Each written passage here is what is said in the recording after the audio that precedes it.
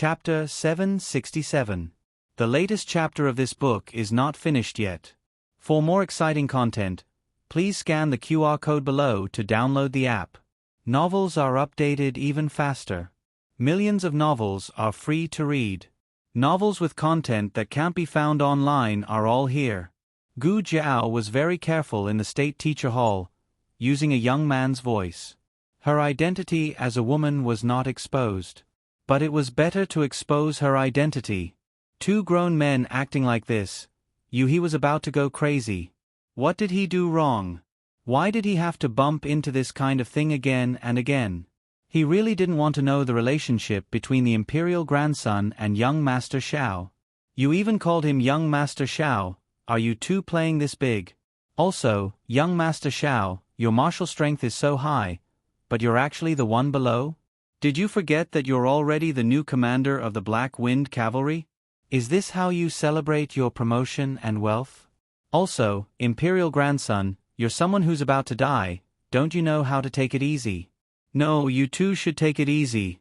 One is a patient, the other is an injured person, even if it's an injury. He was already unable to look at Gu Jiao and Xiao Hang. He stood at the door, not knowing if he should leave or not. Xiao Hang turned his head and saw He who looked like he was struck by lightning. His body stiffened, but he didn't immediately push Gu Jiao away. Instead, he hugged her even more tightly. He raised his wide sleeves to tightly cover Gu Jiao's little head and then gave He a look that said, "You'll see for yourself." "Is someone coming?" Gu Jiao asked. "It's fine," Xiao Hang said calmly. He's mouth twitched. "Your Highness Imperial Grandson, your skills are already this high? Last time you even blushed. Then they quickly separated. Now you're treating me like a pumpkin." He was crazily cursing in his heart. His image as a gentleman was about to collapse. See no evil, see no evil. He closed his eyes again and groped his way into the room. He placed the medicine on the table and groped his way out again. This kind of thing was unfamiliar the first time, but familiar the second time. He didn't bump into the pillar. He and the others had already walked far away. Xiao Heng's ears were a bit red. He was thin-skinned, so how could he remain indifferent after being seen? But compared to pushing her away, it was better to let He look at him. Thinking of her words just now, Xiao Hang was both angry and amused. "Why are you so naughty?" Gu Jiao was addicted to acting. She showed an exaggerated expression and said, "Men, you should put out the fire you started." Xiao Hang. Gu Jiao had a small notebook, and she wrote down one stroke after another. Xiao Hang didn't have a notebook, but he remembered everything. Every word she said had to be fulfilled. She even had to calculate the interest, the kind where interest would compound. Gu Jiao did not know that her husband had turned into a big bad wolf, thinking that one day he would eat her up. After drinking the medicine, Gu Jiao felt much more energetic. Her legs were not as sore as before, and she was able to walk a few steps. Xiao Hang felt sorry for her and brought a wheelchair over for her. "Sit on this," Xiao Hang said. Gu Jiao thought for a moment and sat on it. It was her first time sitting on it, so it was strange. "Where are you going?" "I'll push." Before he could finish his words, Xiao Hang saw someone using a big bare paw wrapped in gauze to push the wheelchair and race down the corridor. Xiao Hang. Gu Jiao raced all the way to the courtyard. The courtyard was full of grass, so it was not easy for the wheelchair to move. The Horse King ran over and looked at Gu Jiao curiously. "Push me over," Gu Jiao said to the Horse King. The Horse King went behind Gu Jiao, put its head on the back of the wheelchair, and pushed Gu Jiao in front of the Black Wind King. Gu Jiao looked up and stretched out her hand. "Boss." The Black Wind King raised one of his hooves. One person and one horse friend shook hands. Hooves. Both the Black Wind King and Gu Jiao needed to rest. The Black Wind King obediently stayed in the courtyard, but Gu Jiao was not so obedient. She used the reins to tie the Horse King. She didn't have a sled dog, but she had a wheelchair horse. The Horse King pulled Gu Jiao and ran around the State Teacher Palace. Half an hour later, the State Teacher Palace's wheelchair was broken. One person and one horse sat on the garden path. Next to them was the broken wheelchair, and one of the wheels was missing. One person and one horse were covered in grass, but their expressions were the same, innocent. When Yi Qing rushed over with the new wheelchair, seeing the mess, he wanted to say something. Gu Jiao complained first, "The quality of your state teacher palace's wheelchair is not good, it needs to be improved in the future." Yi Qing heard from you that young Master Xiao woke up, so he came over for his master to see how he was recovering, and whether there were any side effects. But then he saw someone crazily racing around the state teacher palace. He couldn't even stop him. Then he heard a loud noise. Yi Qing helped Gu Jiao back to the new wheelchair. Gu Jiao looked at the Horse King. The Horse King suddenly became energetic. Yi Qing's eyelids fiercely twitched. "Young Master Xiao, you need to rest more, you can't walk around." Gu Jiao, oh. She didn't plan on not walking around. At this time, the Black Wind King slowly walked over and took the Horse King away. The Horse King didn't want to leave, but the 2.5-year-old Horse King couldn't beat the Black Wind King. With one of the two troublemakers finally gone, Yi Qing was secretly relieved. Speaking of which, he didn't know young Master Xiao was so naughty before. Sure enough, people can't stay idle. Yi Qing went behind Gu Jiao, pushed the wheelchair with both hands, and said to Gu Jiao, "I'll send young Master Xiao back to the Qilin Palace." Gu Jiao hurriedly said, "Wait, I'm not going back to the Qilin Palace yet." "Where is your master?" Yi Qing truthfully said, "Master is in the purple bamboo forest." Gu Jiao, take me to your master." "Master may not necessarily see you. He's busy right now." "Forget it, I'll send you to the purple bamboo forest first, so you and little Shi don't get together and cause trouble." Yi Qing pushed Gu Jiao in the direction of the purple bamboo forest. Gu Jiao raised her hand to cover her eyes. "Is your eyes uncomfortable?" Yi Qing noticed her movements. Gu Jiao said, "Under the strong light for too long, it's a bit prickly." Yi Qing called out to a passing disciple, "Senior brother." The disciple respectfully saluted. "Go get an umbrella," Yi Qing ordered. "Yes." The disciple quickly went to the nearest courtyard to get an umbrella. "Senior brother here." Yi Qing took the umbrella, opened it, and held it with one hand and pushed the wheelchair with the other. He had martial arts, so pushing with one hand wasn't hard at all. Gu Jiao secretly sighed. Yi Qing was quite considerate and good-looking. Did he have a girlfriend? Should I introduce one? The two entered the purple bamboo forest. The disciple in the small bamboo house was currently sweeping the front yard. The front yard seemed to have an endless amount of fallen leaves. Every time Gu Jiao came, she would see this disciple sweeping the yard. "Senior brother." The disciple saw Yi Qing, put down the broom, and respectfully saluted. Then he also greeted Gu Jiao. "Young Master Xiao, is Master done?" Yi Qing asked. "Not yet," the disciple said. Yi Qing hesitated, but still said to the disciple, "Go tell her that young Master Xiao is here." "Yes." The disciple put down the broom, walked up the steps, took off his shoes, opened the half-curtain, and entered the house. Not long after, the disciple came out and respectfully said, "Master invites young Master Xiao in." Yi Qing deeply looked at Gu Jiao. Coincidentally, Gu Jiao also looked back at him. For eyes met, Gu Jiao asked puzzledly, "Why are you looking at me like that?" Yi Qing said, "You are the first to make Master break the rules again and again." Gu Jiao touched her chin. "That's because your master and I both came from another time and space, so we can be considered half of the same hometown." Yi Qing pushed the wheelchair into the yard, and the disciple laid a wooden board on the steps to facilitate the wheelchair. The state preceptor was not in the central room. "Come in." The state preceptor's voice came from the study. Yi Qing pushed the person into the study, and said to the state preceptor who was organizing the treasure, "Master, disciple will leave first." "And?" the state preceptor faintly replied. Yi Qing turned and left the house. The study was similar to what Gu Jiao saw last time. Children's toys, rolled-up portraits, polished clay figurines. The state preceptor was currently wiping a little person on a clay figurine. The one sitting alone in a row seemed to have a very different status. The relationship between people was always progressing in getting along. There were some things that Gu Jiao would not ask before, but now she asked smoothly, "Are these three little people you, Shenyuan Li, and the state preceptor?" "No," the state preceptor said. "Huh?" Gu Jiao looked at him in surprise. The state preceptor stopped wiping the clay figurine and said, "There is no state preceptor." "Oh, then there are you and Shenyuan Li." Gu Jiao looked at the little clay figurine and said, "I am very curious. Who is the person who can sit with you and Shenyuan Li? It seems that his status is very different."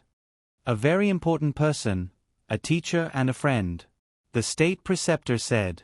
Gu Jiao raised her eyebrows. The evaluation was a bit high. The state preceptor put the clay figurine back on the shelf and put down the rag in his hand. He turned and looked at Gu Jiao. "You seem to be recovering well." Gu Jiao said, "It's okay, my legs are a bit weak, my eyes are a bit sensitive to light, and I can't use my hands. Other than that, I am fine." The state preceptor nodded. "These will slowly recover, provided that you stay in the house and don't run around." It seemed that the state preceptor had also heard the news of someone racing in the state preceptor hall. Gu Jiao decisively changed the topic. "I came here today to talk to you about something." "Speak," the state preceptor said. Gu Jiao said seriously, "It is about what you promised me last time. You said that as long as I win the Black Wind Cavalry, you will tell me the whole truth. It is time for you to fulfill your promise." The state preceptor picked up a scroll and slowly opened it. It was a portrait of Jing Yinin. He looked at the portrait and said, "Last time you asked me what my relationship with Jing Yinin was. But I think that you did your best not just to know my relationship with Jing Yinin. You want to know more about Jing Yinin." Gu Jiao also glanced at the portrait. "That's right, I am very curious about Jing Yinin." The state preceptor raised his eyes and looked at her with a complicated expression. "Have you ever thought about why you are curious about a stranger?" This question stunned Gu Jiao. "Yes, why did she like Jing Yinin?" The state preceptor said, "You are Jing Yinin." Gu Jiao was slightly stunned. The state preceptor did not keep her in suspense and did not beat around the bush. He simply put the facts in front of her. "You are Jing Yinin, and Jing Yinin is you." Gu Jiao blinked and said, "How is that possible?" The state preceptor put the portrait back and said, "Think about your medicine box and your experience. What is impossible?" Gu Jiao was silent. The medicine box did have the ability to tear time and space. As for whether she was Jing Yinin or herself in her previous life, there was no doubt about the answer. She got the medicine box during a mission in her previous life. It should have belonged to her godfather, but he said that the box was too ugly and he didn't want it, so he gave it to her. Gu Jiao thought for a while and said, "That's still not right. If I am Jing Yinin, why don't I have any memories of her?" The state preceptor said, "Your brainwaves were damaged when you traveled through time and space, which affected your memories." The state preceptor continued, "Shenyuan Zi was poisoned when she was pregnant. It was a very powerful poison that could kill both a person and a fetus. I used many methods to detoxify Shenyuan Zi. Unfortunately, the mother's poison was detoxified, but the fetus poison was ineffective. The fetus died when it was born. But 2 hours later, something incredible happened. The fetus miraculously came back to life. The fetus that came back to life was me." Gu Jiao looked at the state preceptor. "How did you recognize me?" The state preceptor said concisely, "The medicine box, medical skills, habit." Gu Jiao rubbed her chin. The state preceptor looked at her in confusion. "What's with your reaction? Why are you so calm?" Gu Jiao spread her hands. "Should I be surprised? Oh my God, I'm still Jing Yinin. I traveled through time more than once." The state preceptor face-bombed. "Can you put away your exaggerated acting skills? I can't look at it anymore." Gu Jiao pushed the wheelchair to the state preceptor, reached out her big bare paw, and opened the painting on her lap. She looked at the little baby girl in the painting and raised her eyebrows. I was wondering why she was so cute. The state preceptor, Gu Jiao. Okay, you've given me the answer. I'm going back. The state preceptor wanted to say something but stopped. Gu Jiao turned the wheelchair and walked out of the small bamboo house. Her face darkened. How could she not be shocked? But she couldn't show any emotion in front of the state preceptor. After all, he was a guy who stabbed the Shenyuan family in the back. She couldn't completely trust him. What the hell is going on? She was actually Jing Yinin. She had no memory of this at all. Could it be that guy was lying to her? Digression. It's another day of early chapters. Little cuties, please vote. The latest chapter of this book is not finished yet. For more exciting content, please scan the QR code below to download the app. Novels are updated faster. Millions of novels are free to read. There are novels with connotations that can't be found on the internet here.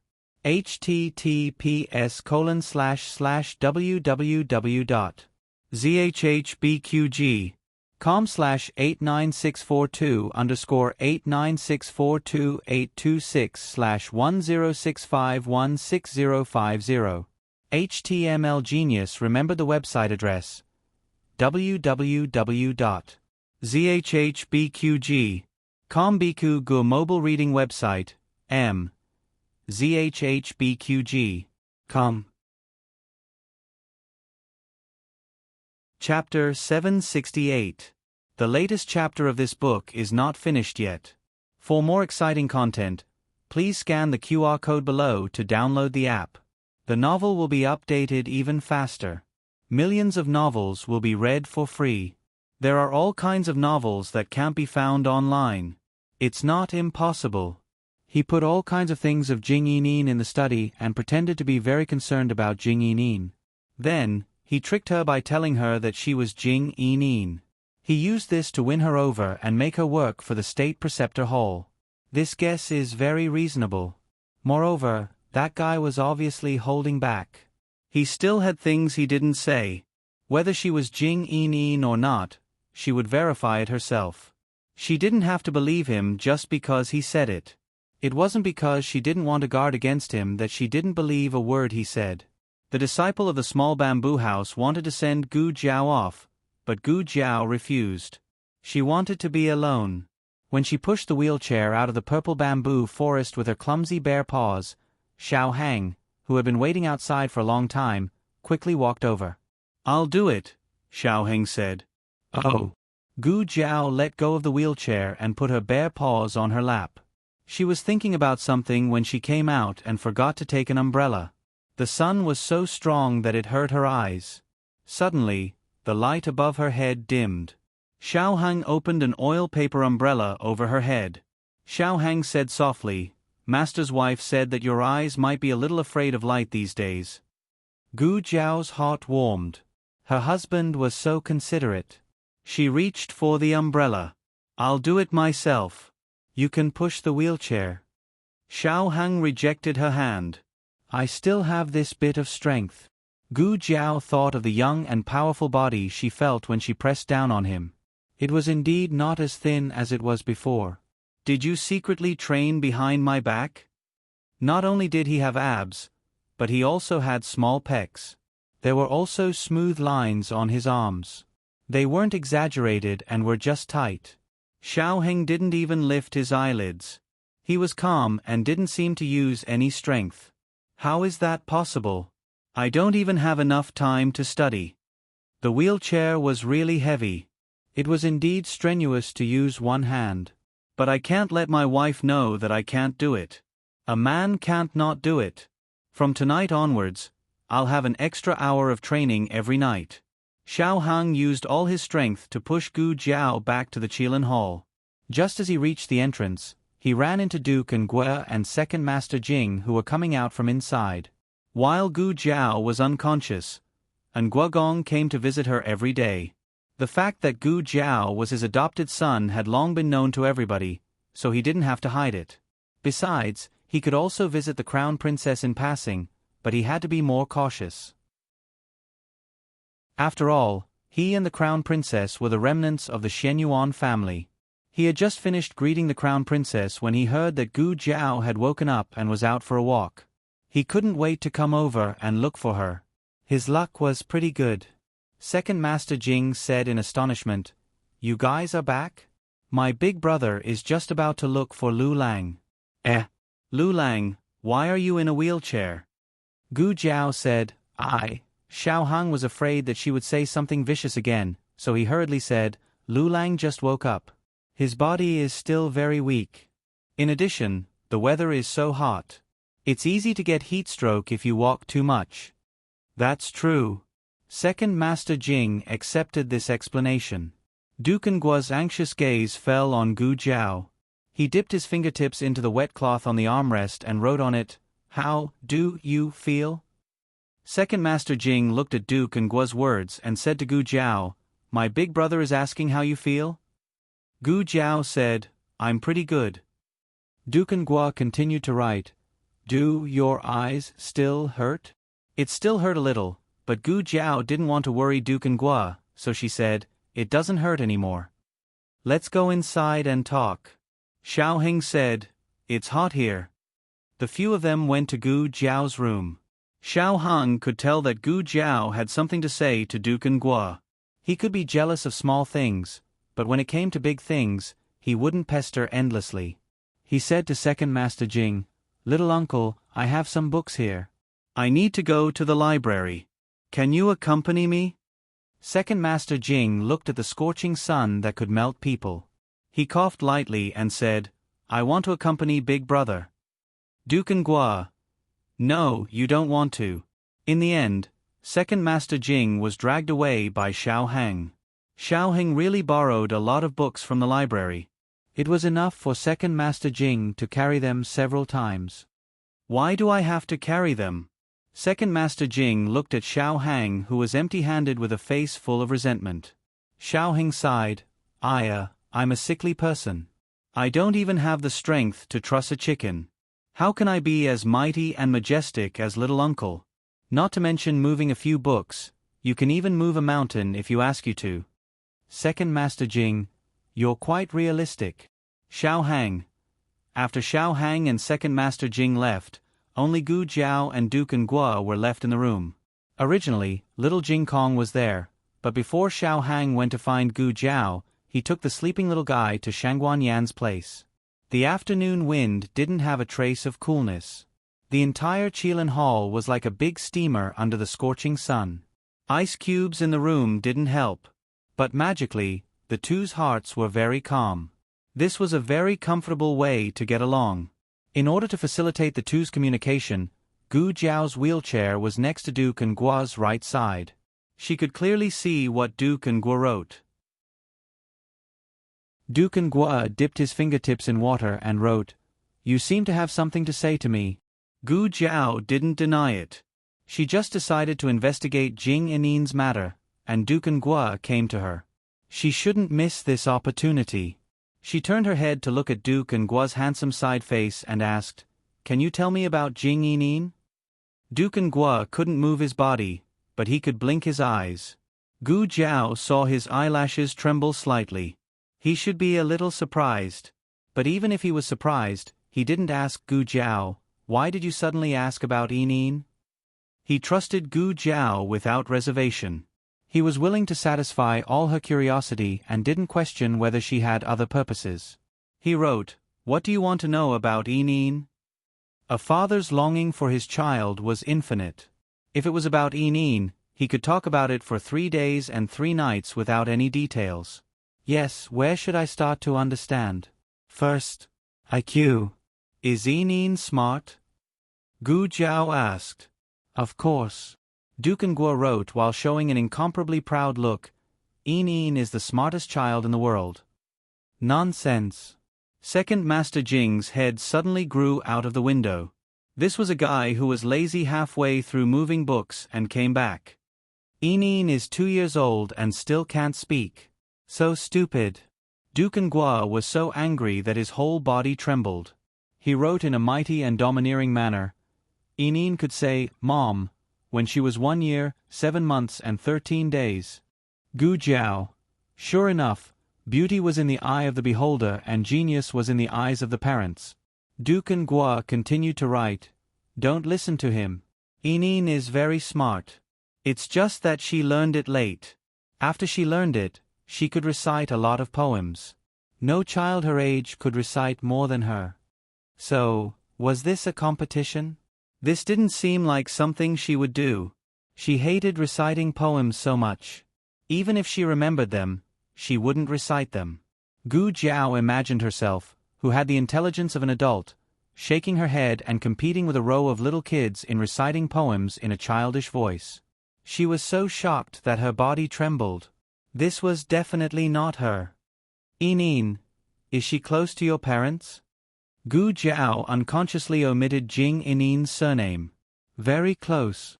When Dukan Gua mentioned his daughter, his eyes were gentle and doting.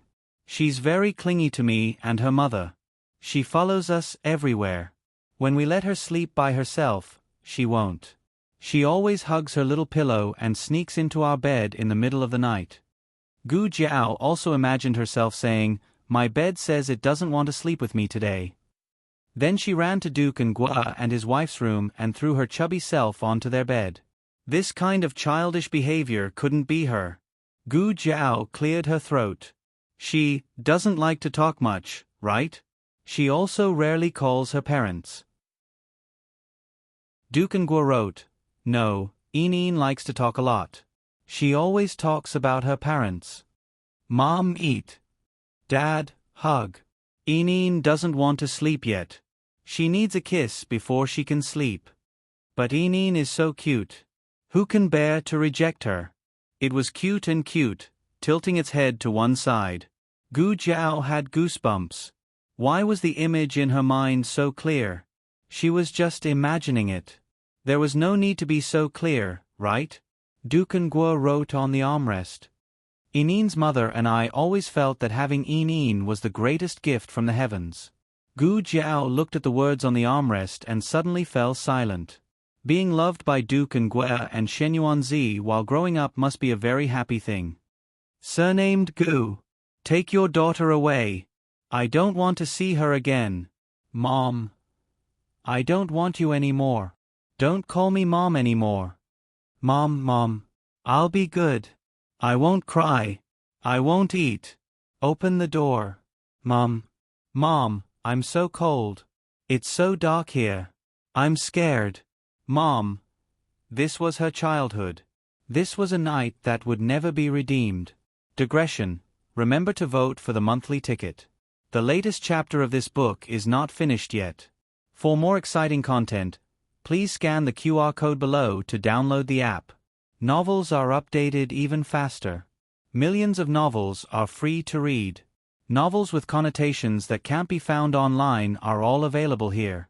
https://www.zhbqg.com/89642_826/106514760. HTML Genius memorized this website's address in 1 second. www.zhbqg.com Biku Gu mobile reading website, zhbqg.com. Chapter 769. The latest chapter of this book isn't finished yet. For more exciting content, please scan the QR code below to download the app.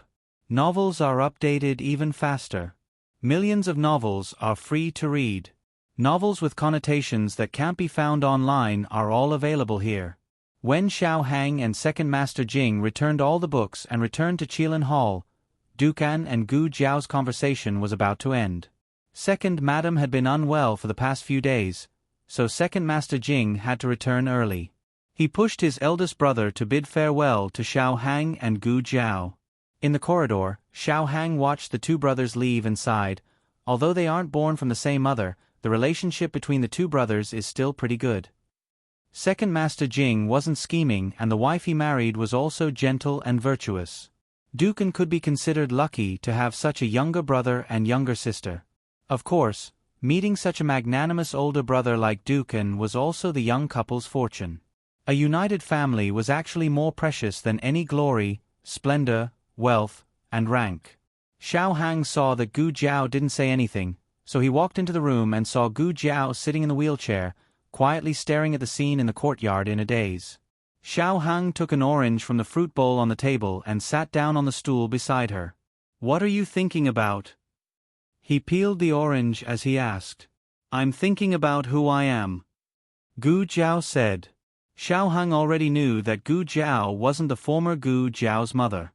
She came from a very distant place, but she never had such doubts before. "Why are you suddenly asking this? Did the state preceptor say something to you?" he asked. She felt something was wrong when she came back from seeing the state preceptor. Afterwards, she wanted to talk to Dukan alone. Combined with her question, Xiao Hang guessed that the state preceptor said something to her. Perhaps it was related to her origin. Gu Jiao was silent. Xiao Hang didn't force her. He smiled and handed the peeled orange to her. "Actually, it's not important who you used to be. What's important is that you are you." Gu Jiao was slightly stunned. "Me, am I?" "Yes." Xiao Hang looked at her seriously with all his trust. "Name, identity, appearance, body, they're all fabricated." As he spoke, he gently tapped her forehead with his slender finger. "This place is the one and only reality." Gu Jiao looked at him strangely. "You sound more and more like an enlightened monk. If you think about it carefully, there's a bit of Zen in it." Xiao Hang sighed. There's nothing we can do. Who asked us to raise a little monk at home? This is what they call, one is marked by the company one keeps." Gu Jiao was amused by him and ate a piece of the orange that he handed over. "Is it delicious?" Xiao Hang asked. Gu Jiao nodded. "Delicious." Xiao Hang understood that she still had something to say. She was not a wishy-washy person. Something that could make her take the time to consider her words was definitely not a small matter. He wasn't impatient, he didn't rush her, and he didn't walk away. He just silently accompanied her. It was just like how she had accompanied him on the road to seeing the light of day again. There was no need to say more about the trust and tacit understanding between them. After Gu Jiao finished eating the last piece of orange, Xiao Hang considerately handed her a clean handkerchief. She took it and wiped her fingers. Then she said, "I still have something to tell you. In fact, this is the main point I want to talk about." Most people would subconsciously distance themselves from such a serious situation. Xiao Heng did not do this. Instead, he moved the stool closer to her. Looking at her delicate profile, he said, "Okay, I'm all ears." Gu Jiao glanced at him and said, "It's not a good thing. It's fine if you're not all ears." Xiao Heng smiled. "Then I still want to listen." Gu Jiao paused and asked, "Do you know the crimes of the Shenyuan family?" Xiao Heng nodded. "I saw the files of the Shenyuan family in the library. It recorded dozens of serious crimes, colluding with the Great Jin dynasty, betraying the country, ceding border cities, killing loyal people, embezzling money, privately making dragon robes, starting a rebellion. The crimes of the Shenyuan family are too numerous to be recorded." Gu Jiao said, "What I'm about to say is related to the Shenyuan family." Xiao Hang looked at her gently, indicating that she could rest assured and continue. Gu Jiao said seriously, "I want to redress the Shenyuan family. I want to defeat the emperor of the Yan dynasty." This was not a decision she made after learning about Jing Enin's background. It was a seed that had sprouted in her heart since a long time ago. She said to Xiao Heng, "You don't have to join. The emperor of the Yan dynasty has no intention to hurt you. Even if your identity is exposed, you are still his real grandson. He will not hurt you, nor will he hurt Shangguan Yan. Your real enemies are only the crown prince and those who covet the throne. Those people were much easier to deal with than the emperor. The emperor was too powerful. Overthrowing his imperial power was something that even the Shenyuan family, who had millions of soldiers, couldn't do. It was too difficult for Gu Jiao to deal with him. There was almost no chance of winning.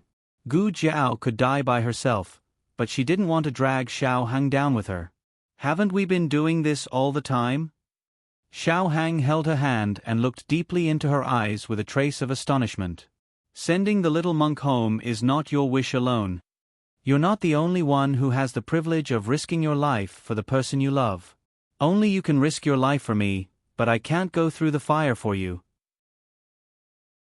When he finished speaking, his eyes were deep, as if he was hurt by her. We are husband and wife. Do you want to leave me alone? Gu Jiao was amenable to coaxing, but not coercion. She had no resistance to this little puppy's eyes. She sat in the wheelchair in a daze and even forgot what she was going to say next. Xiao Heng sighed bitterly. Do you have no confidence in me, or in our relationship? Gu Jiao. This debate was not Gu Jiao's strong point. Fighting was her strong point. Even if she had 10 mouths, she still couldn't win against Xiao Heng. Gu Jiao scratched her fingers. But he is your grandfather. Xiao Heng said, the grandfather who slaughtered my grandmother's whole family. That's right. Gu Jiao asked, you really won't regret it? No. Xiao Heng looked at her and gently pinched her fingertips. So now, can I join you, my commander-in-chief? What kind of flirtatious tone is this? Why did the style of a serious conversation become a bit strange at the end? Gu Jiao looked at the big bare paw and rolled her eyes. I have to think about it and review your qualifications as an ally. And me? Shangguan Yen walked in with a crutch. Xiao Hang was planning to use his handsome man trick. But after being scared by Shangguan Yen, he was so shocked that he directly jumped up from the stool. Mother! When did you come over? Why didn't I hear any sound? I didn't hear anything and I didn't see you do anything. I thought you knew I was coming? Shangguan Yen whispered and came to the front of the two. She looked at Gu Jiao condescendingly and said, I also want to join. Gu Jiao looked at her, are you sure? Shangguan Yen looked at the blue sky outside the window. I can't be more sure. 15 years ago, I didn't have the courage I have today. After losing the Shenyuan family, my mother, and the position of the crown princess, I was like a bird stripped of its wings. I no longer had the will to fly. I wholeheartedly hoped that my 2 children could live well, but after seeing you, I found out that I was wrong, very wrong. It's not enough for a person to live. He has to live openly and above board. He doesn't have to hide and live with other people's identities. I have failed, but I hope it's not too late for me to repent. Even if she had to give up her self-esteem and destroy her pride, she would still do what she didn't have the courage to do 15 years ago. Girl, you are very powerful. Shangguan Yen said to Gu Jiao. I know. Gu Jiao said. Shangguan Yan's mouth twitched. I am already very narcissistic, but I didn't expect this girl to be even more narcissistic than me. At such a touching moment, such an unforgettable speech, my tears came out, but this girl held them back. Did my uncle and the others also feel this way before? The heavens will reincarnate, who will be spared? Shangguan Yen looked at the two.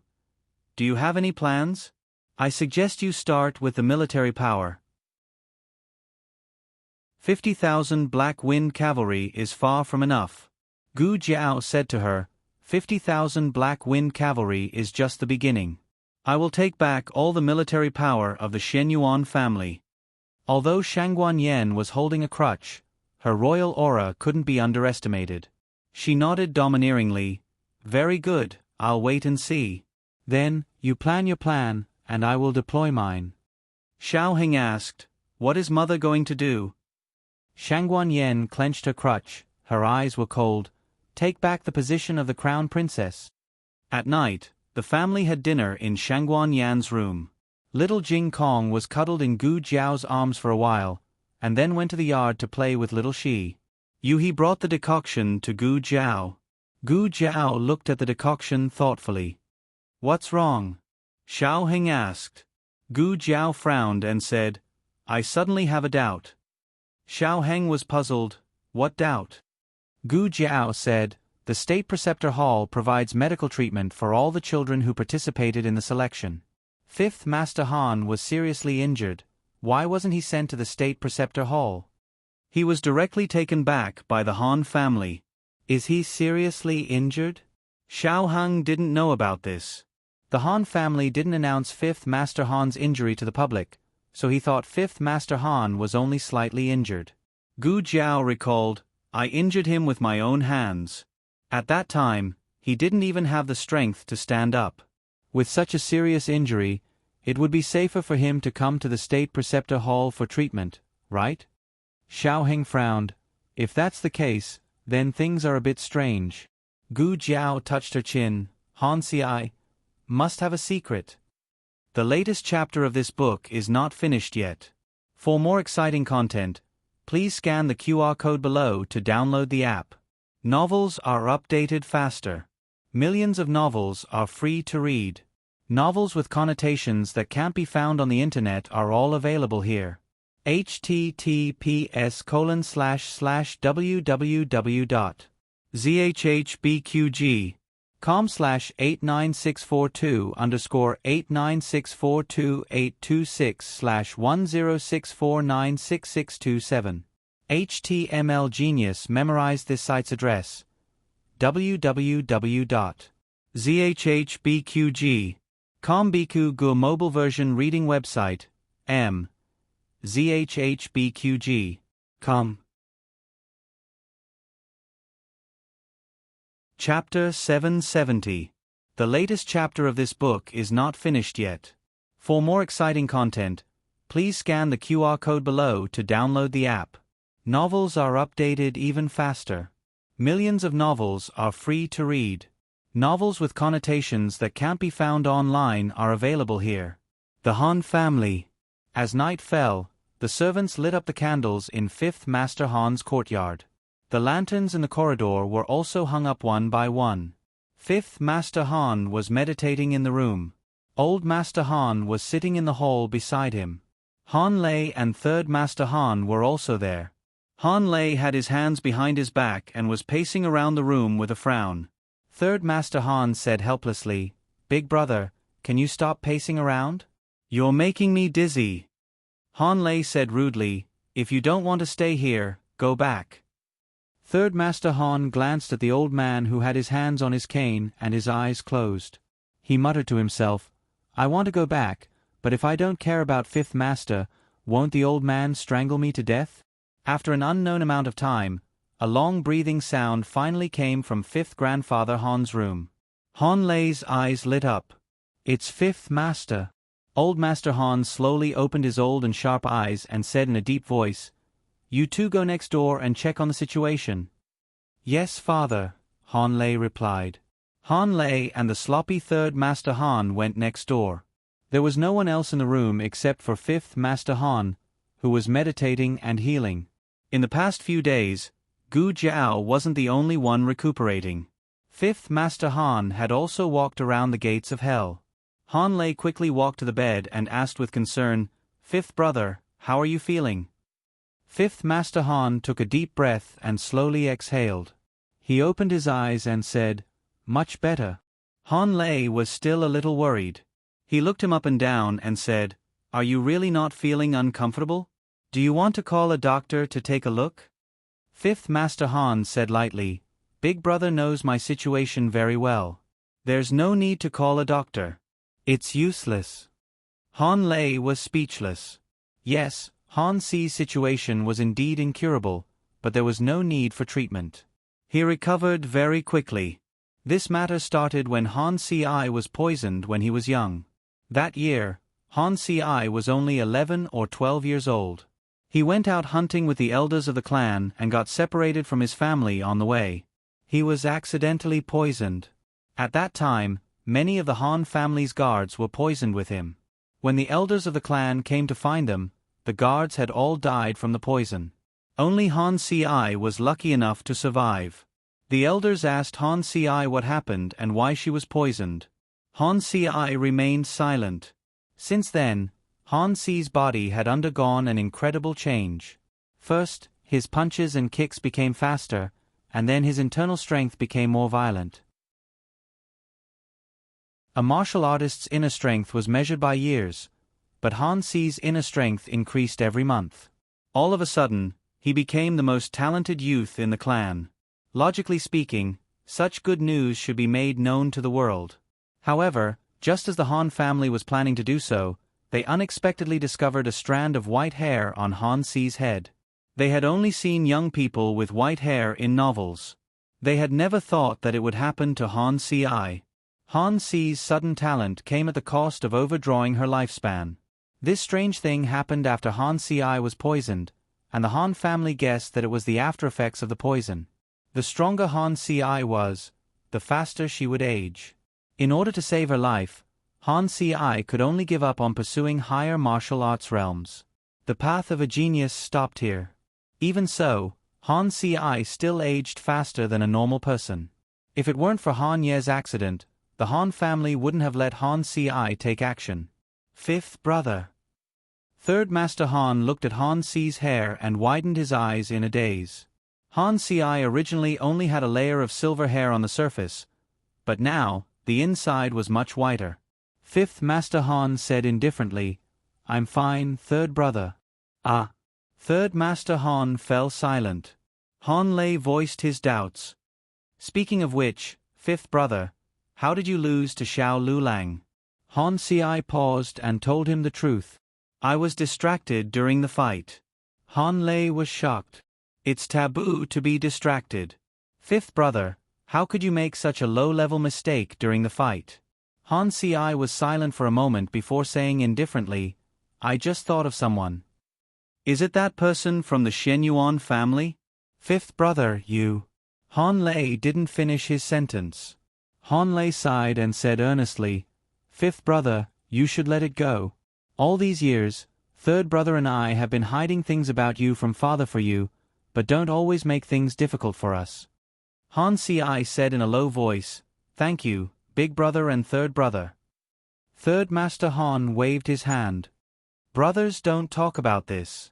It's big brother who doesn't want to hide it anymore. I didn't say anything. I can hide it for a lifetime." Han Lei glared fiercely at this prodigal. Third Master Han shrunk his neck resentfully and didn't dare to say anything else. Han Lei continued to look at Han Si. "But fifth brother, tell big brother the truth. Is Shenyuan Xiaolu really dead?" Han Si looked into big brother's scrutinizing eyes and said seriously, "He's dead.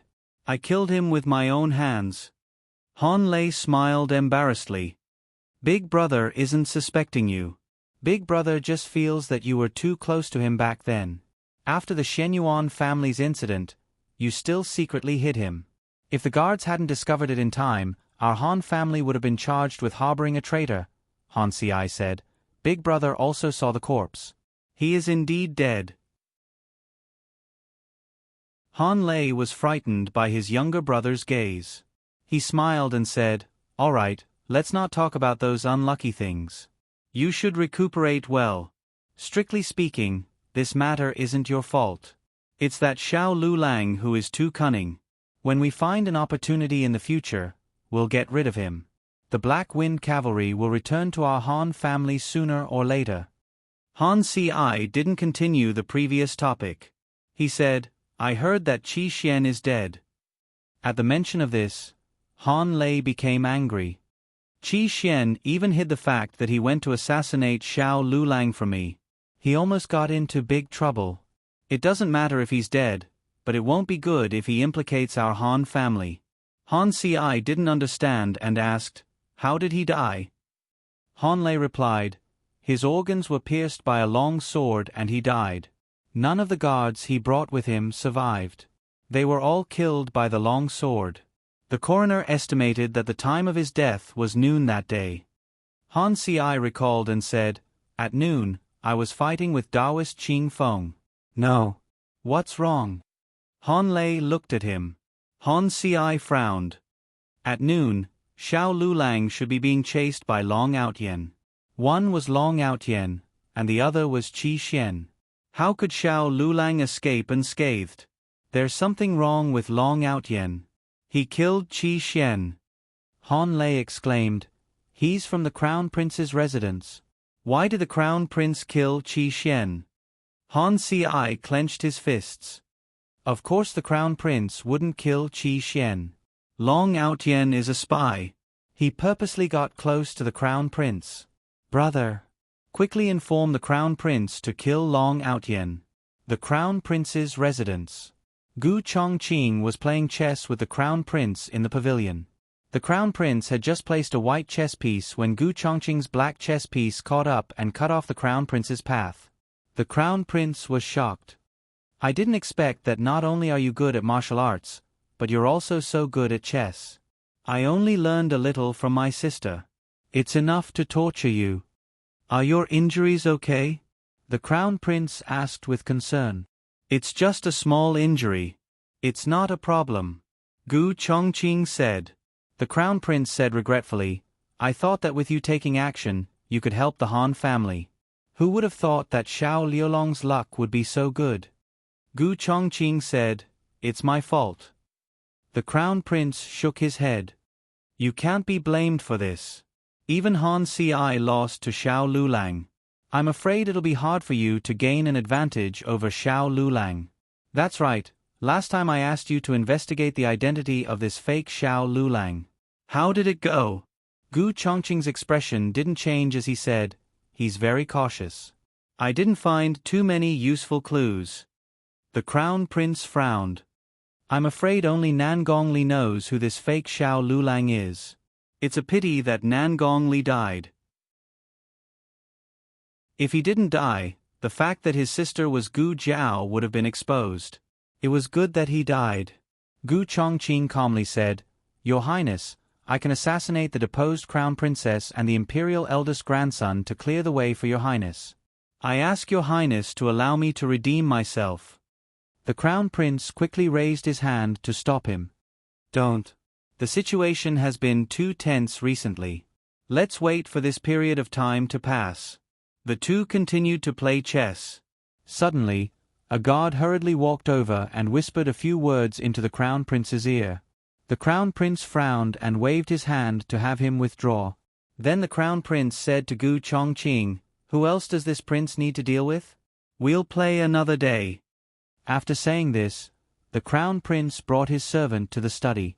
Gu Chongqing returned to his own courtyard. Little Nine fluttered his wings and landed on his windowsill. Little Nine had only been brought here once, so he remembered the location.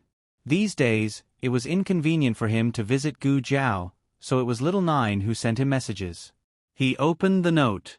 It was written in Xiao Heng's handwriting. Seeing that Gu Jiao had woken up and was recovering well, his worried heart relaxed. There were also 2 flower seals on the note. It was obvious that it was stamped by little Jing Kong. This childish little seal appeared on Xiao Heng's serious handwriting. It wasn't hard to imagine an adult and a child arguing endlessly with a sullen face. Gu Chongqing couldn't help but laugh. Dong, dong, dong. There was a heavy knock on the door. It was very urgent. Gu Chongqing clenched his hand and used his internal energy to turn the note into powder. He threw it out the window and said, Come in. With a creak, the door was pushed open. It was the little mute slave from the courtyard who came to deliver dinner. The little mute slave was only 10 years old this year and was still a child. He was accidentally saved by Gu Chongqing from the Crown Prince's residence's steward. Since then, he had been following Gu Chongqing. He put the box of food on the table and anxiously gestured to Gu Chongqing for a while. Gu Chongqing didn't understand. I taught you how to write. Can you write? The little mute slave grabbed the writing brush and scratched her head. She racked her brains for a long time before she finally wrote 2 words on the paper that were missing a few strokes. Danger, danger. Gu Chongqing thought for a moment and asked the little mute slave, Are you saying that the Crown Prince's residence is in danger? The little mute slave nodded and anxiously pointed to the door. He anxiously ran a few steps. This time, Gu Chongqing understood. The little mute slave wanted him to quickly escape. Gu Chongqing stood up, grabbed the sword on the table, and rushed out the door. However, as soon as he stepped over the threshold, a long sword with a cold gleam pierced towards him, stabbing into his chest. The latest chapter of this book is not finished yet. For more exciting content, please scan the QR code below to download the app. Novels are updated faster. Millions of novels are free to read. Novels that can't be found on the internet are all here. https://www.zhbqg.com/89642_826495635. HTML Genius remembered this site's address in 1 second. www.zhbqg.com Biku Gu mobile reading website, m. zhbqg.com.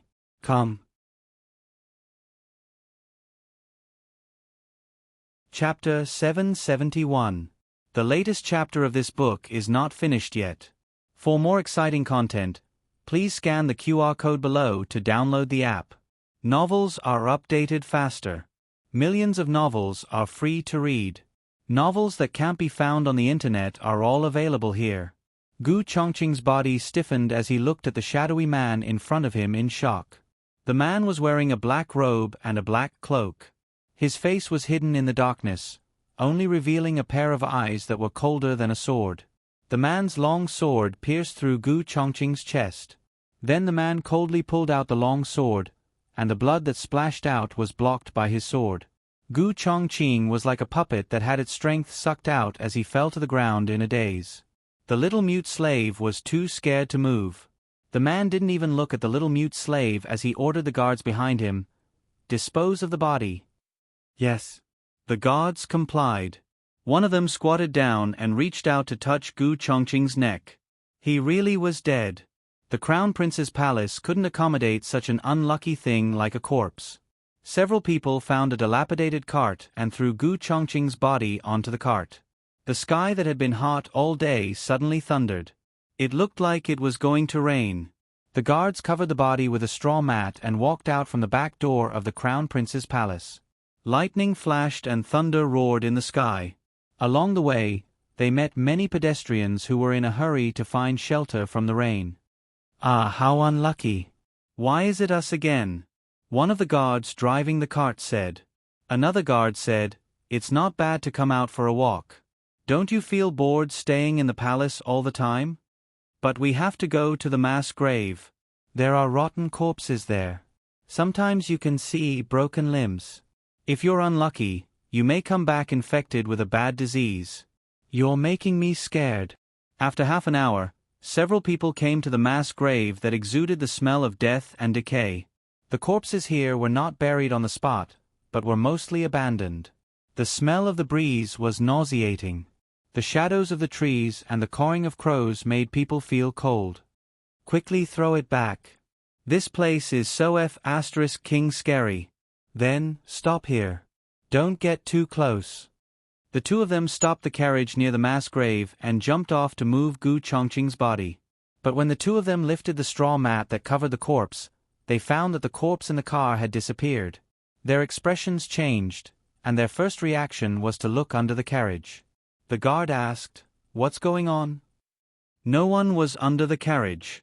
His companion said in fear, I don't know. Could it be a zombie?" The guard frowned. "Not good.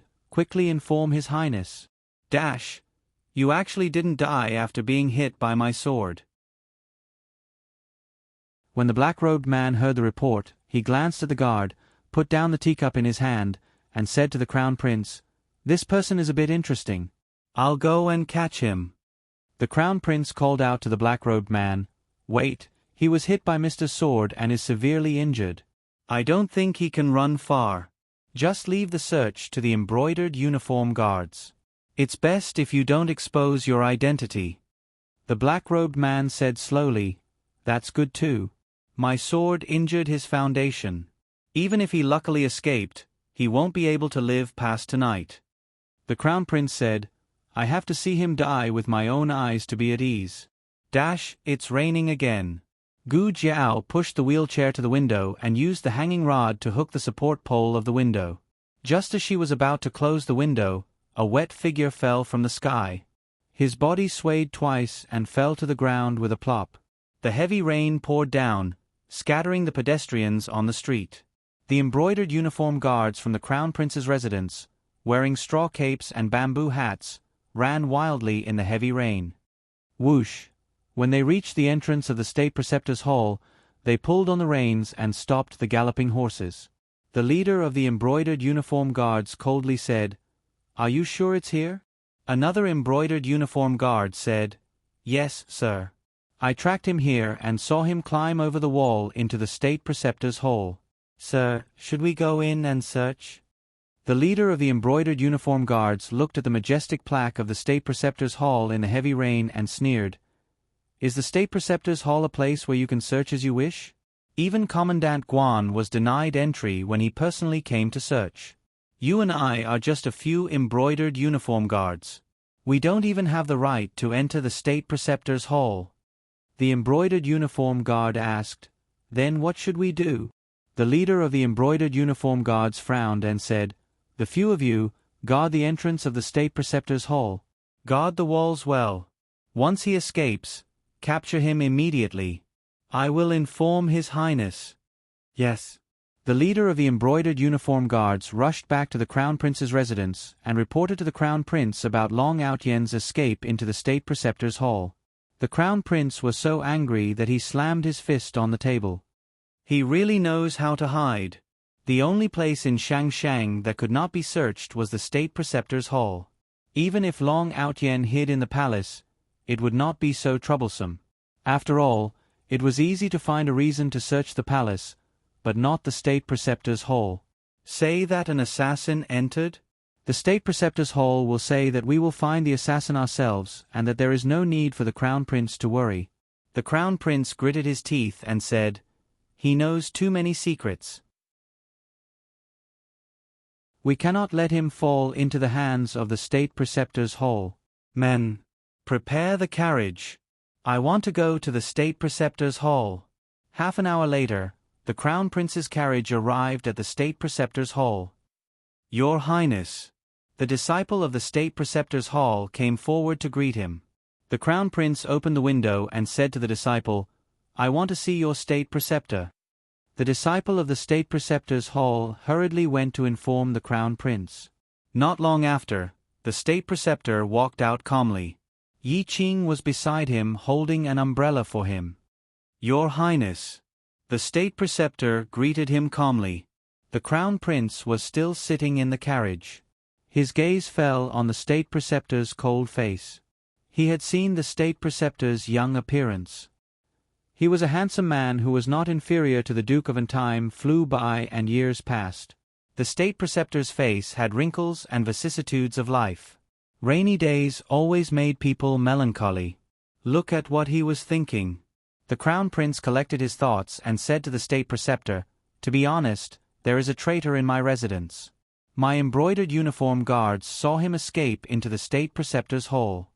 The State Preceptor said, "Is that so? Yi Qing, take people to search. See if there is the assassin that your Highness mentioned in the State Preceptor's Hall." Yi Qing, "Yes." "Wait." The Crown Prince said in a deep voice, "I want to search myself." Yi Qing said neither humbly nor overbearingly, "Your Highness, this is the State Preceptor's Hall, not the Crown Prince's palace." The implication was that he did not have the qualifications to search here. The Crown Prince did not look at Yi Qing. He just looked at the State Preceptor with his eyes like torches. "What if I must search today?" The two sides looked at each other. The Crown Prince's eyes burst out with strong murderous intent. His attitude was very firm. Today he had to search. Even if he did not want to search, he had to search. Even if he had to shed all pretense of cordiality and be scolded by his father for being disrespectful to the State Preceptor, he had to find Long Outyen. In the end, the State Preceptor gave in. He said, "Yi Qing, take the Crown Prince to search." The Crown Prince said arrogantly, "No need. My people will search by themselves." The Crown Prince walked out of the carriage. The guard on the side opened the umbrella for him. The State Preceptor and Yi Qing moved to the side. The Crown Prince brought the embroidered uniform guards and walked in front of the master and disciple. Gu Chongqing was heavily injured.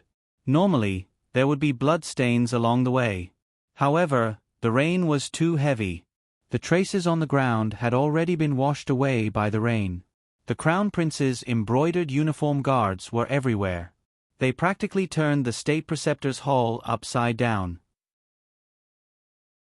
They even went to the purple bamboo forest and the third floor of the library. The State Preceptor asked, "Your Highness, did you find anything?" The Crown Prince frowned and asked the leader of the embroidered uniform guards in a low voice, "Did he really enter the State Preceptor's hall?" "He did," the leader of the embroidered uniform guards said. At this time, an older and more experienced embroidered uniform guard said, "Your Highness, there is still a place that has not been searched." The Crown Prince said, "Where?" He said, "Chelan Hall. You can't go in." At the entrance of the Chelan Hall, 2 embroidered uniform guards were stopped by the State Preceptor's hall disciple on duty. The embroidered uniform guards coldly said, "We are under the order of the Crown Prince to search for assassins." The disciple of the State Preceptor Hall said, "We don't have any assassins here. His Highness Zhong's son and the commander are resting. Don't disturb their rest." The embroidered uniform guard sneered, "Ridiculous, a mere imperial grandson dares to stop the Crown Prince's people. A mere dog of the Crown Prince's palace dares to criticize the imperial grandson?" Shangguan Yan's voice came from the back of the hall. Although she was holding a crutch, her eyes were sharp and her aura was fierce. Her whole body was exuding a powerful imperial aura. The candlelight in the hall was dim, only illuminating her slender and straight figure. However, a flash of lightning suddenly flashed across the sky, illuminating the entire State Preceptor's hall. At that moment, everyone saw Shangguan Yan's dignified face. Everyone's heart thumped. They seemed to see the Crown Princess who was shouting at Shangdu come back. Shangguan Yan held her crutch and walked out of the ascension ceremony. She came to the door. The powerful Crown Princess aura instantly made people feel the pressure from the soul. The 2 embroidered uniform guards unconsciously took a step back. "Third sister, long time no see. How have you been?" The Crown Prince came from the back with a cold face. Behind him were more than a dozen embroidered uniform guards. Unlike Shangguan Yan, who was alone. But even so, there was no trace of fear in Shangguan Yan's eyes. "Imperial father is not here. There's no need to act like a brother and sister." The Crown Prince smiled sarcastically. "Third sister, you admit it? Your amnesia is fake." Shangguan Yan said without fear, "If you have evidence, then go to the Emperor and report me." The Crown Prince smiled and said, "Third sister and I are brothers. How can I do such an unreasonable thing? In fact, if third sister wants to go back to Chengdu, you don't have to go through so much trouble. As long as third sister tells me, I will take third sister back." Shangguan Yan sighed, "Alas, you still like to eat sweet potatoes." The Crown Prince frowned. Before he could react to this sentence, he saw the embroidered uniform guard next to him was holding back his laughter. "What are you laughing at?" The Crown Prince frowned and asked. The embroidered uniform guard whispered, Your Highness, if you eat too much sweet potatoes, you will fart." "She is saying that you like to fart." The Crown Prince. After so many years, third sister really hasn't changed at all. She is still so irritating. Shangguan Yan spread out her hands. "Unfortunately, you have changed. You have become a lot older. Those who know you say you are my younger brother. Those who don't know you think you are my uncle." The Crown Prince was so angry that he fell backwards. In these years, he has indeed experienced a lot of vicissitudes of life. Unlike Shangguan Yan, who was a salted fish in the imperial tomb, who was carefree. The Crown Prince clenched his fists. "Third sister, you don't have to change the topic. Today, I came to catch the assassin." "Third sister, you are blocking me. Could it be that third sister is harboring the assassin?" "Yes, if Long Outyen has nothing to do with the Crown Princess, why would he hide in the State Preceptor's hall at a critical moment? It turned out to be you, Shangguan Yan." Shangguan Yan's eyes flashed, and she bluffed. "Do you have evidence? If you don't have evidence, don't slander me." The Crown Prince narrowed his eyes. Do you have a guilty conscience, Shangguan Yen? He coldly said, Today, I came to catch the assassin. I don't have time to quarrel with you. If you don't want to get hurt, you better get out of the way. Shangguan Yen said, What if I don't? The Crown Prince smiled coldly. Then I can only offend you. Someone come. Pull my third sister away. Stop. Xiao Heng shouted. He walked out of the corridor and walked through the lobby to the door. His tall body blocked in front of Shangguan Yen. A disciple of the State Preceptor's Hall pushed Gu Jiao out behind him. The Crown Prince looked at Xiao Heng, and then looked at Gu Jiao in the wheelchair. His eyes gradually became cold. Wang Su had already probed. The one who lived in the State Preceptor's Hall was the real imperial grandson. But why did he always feel that something was strange? Xiao Heng faintly glanced at the crowd and said to the Crown Prince, Isn't the Crown Prince's hand stretched too far? My mother was ordered to recuperate in the State Preceptor's Hall.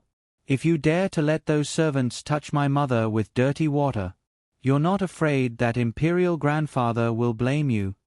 The Crown Prince snapped, Shangguan Qing, don't use Imperial Father to suppress me.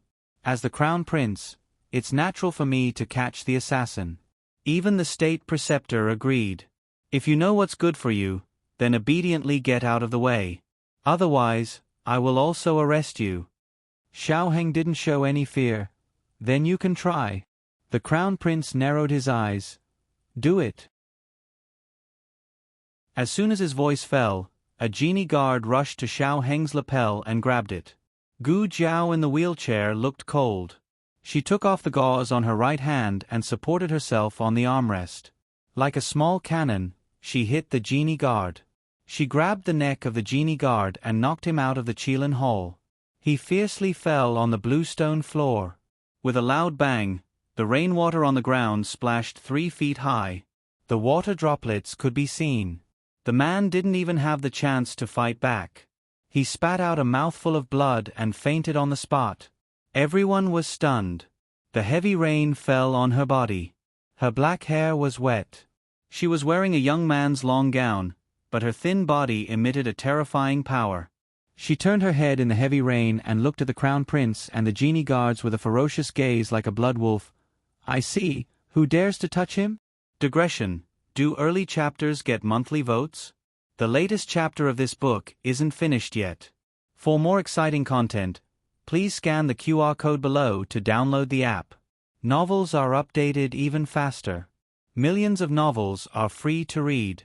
Novels that can't be found on the internet are all here.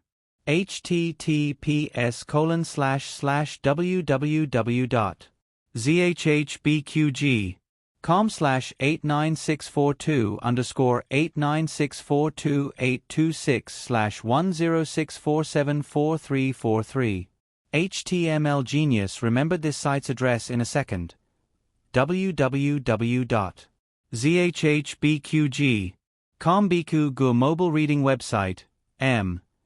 zhbqg.com.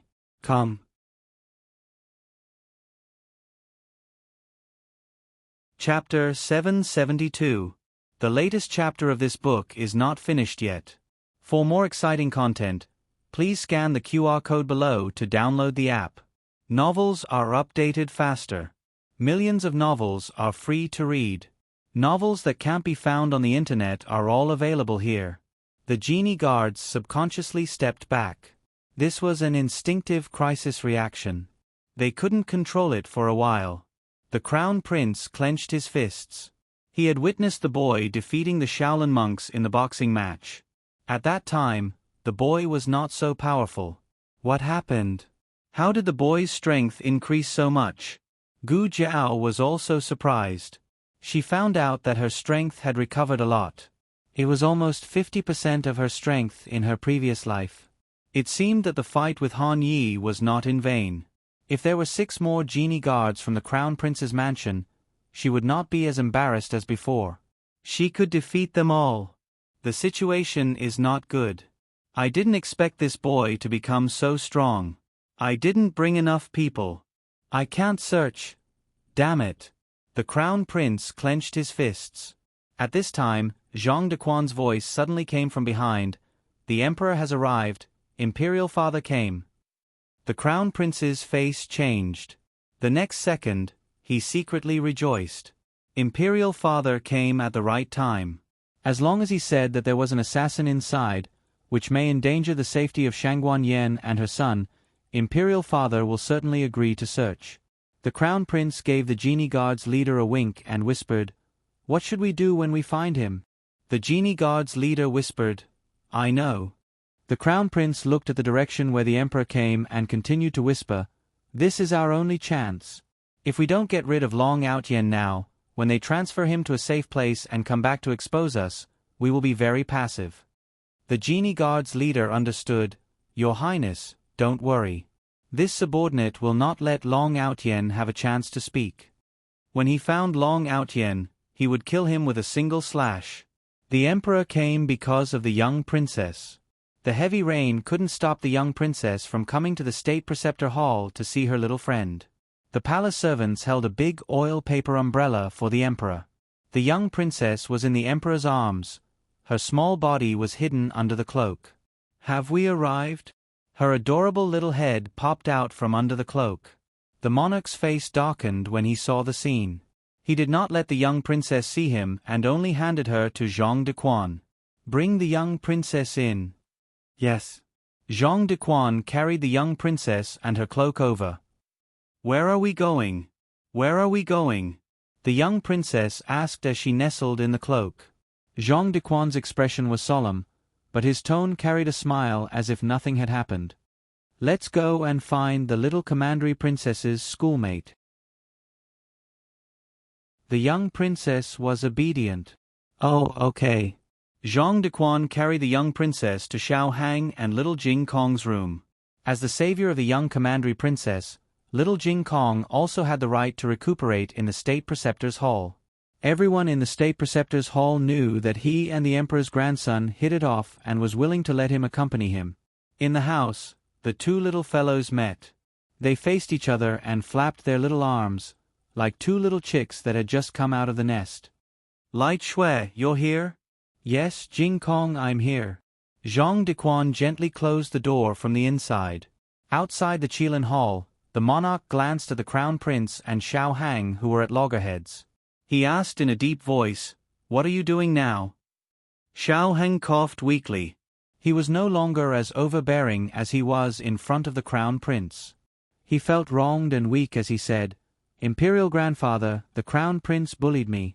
The crown prince almost choked to death. He finally understood what was wrong with his nephew just now. Before the monarch came, he was so energetic and arrogant. The crown prince gritted his teeth. "Weren't you very energetic just now? Why did you start to look so sick when Imperial father came?" Xiao Hang did not deny it. "Isn't it because there was no one to support me and my mother just now? If I didn't try my best to stay strong, would I have to watch you bully my mother?" The corner of the crown prince's mouth twitched. "What a shameless person." Xiao Hang continued to complain.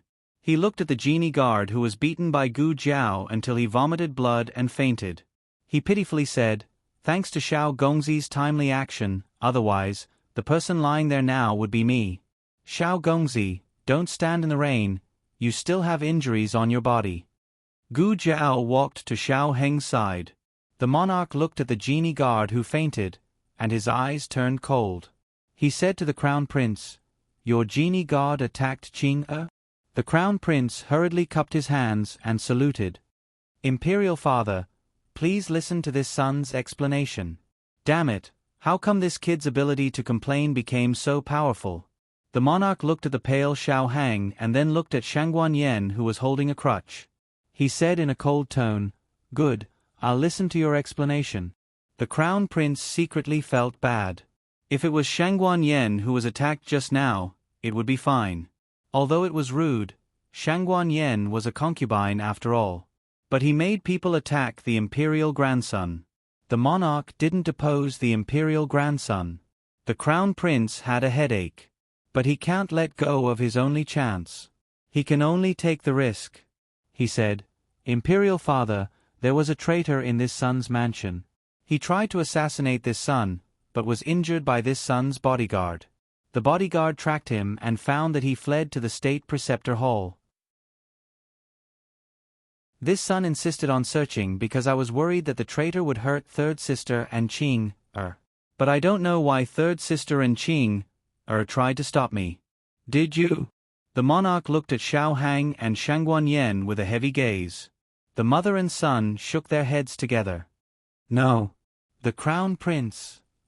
Shangguan Yen sighed and said, So it turned out to be searching for an assassin. Can't the crown prince talk nicely? You just came up and started to attack.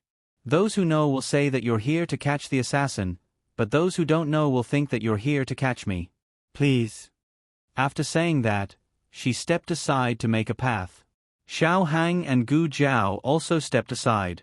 The crown prince was almost angered to death by this mother and son who inverted black and white.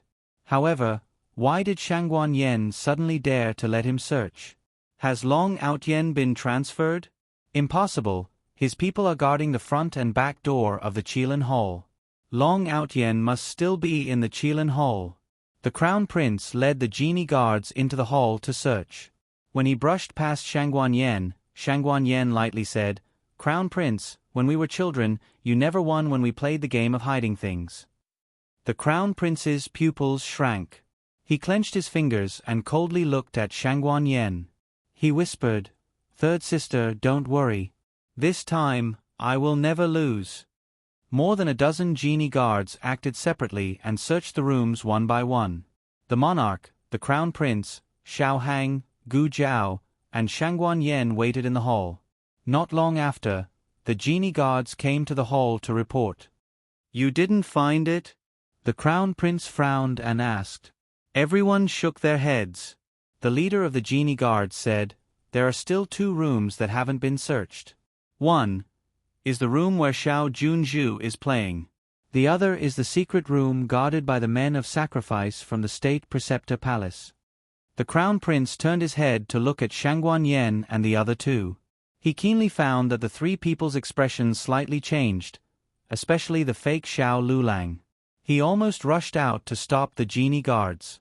The crown prince asked the monarch, Imperial father, please allow me to search. The monarch nodded to the crown prince and turned his head to order a disciple of the state preceptor palace. Call the state preceptor. I want to search the secret room. Gu Jiao clenched her fist and her arm stiffened. Xiao Hang held her wrist to comfort her. All of this was keenly seen by the crown prince. When the state preceptor arrived at the Qilin Hall, the room where Xiao Junzhu and little Jing Kong were in had been searched by the genie guards. They found nothing. The crown prince said politely, State preceptor, please allow the people of the crown prince palace to search your secret room. The state preceptor said, That secret room is guarded by men of sacrifice. No assassin can easily break in. What if they have something to do and left, or were led away by someone? State preceptor, can you guarantee that absolutely no such thing will happen? The crown prince did not suspect that the state preceptor would deliberately cover up. The state preceptor was also involved in the death of the Shenyuan family. He and the crown princess were enemies. The crown princess could recuperate in the state preceptor palace because of the monarch.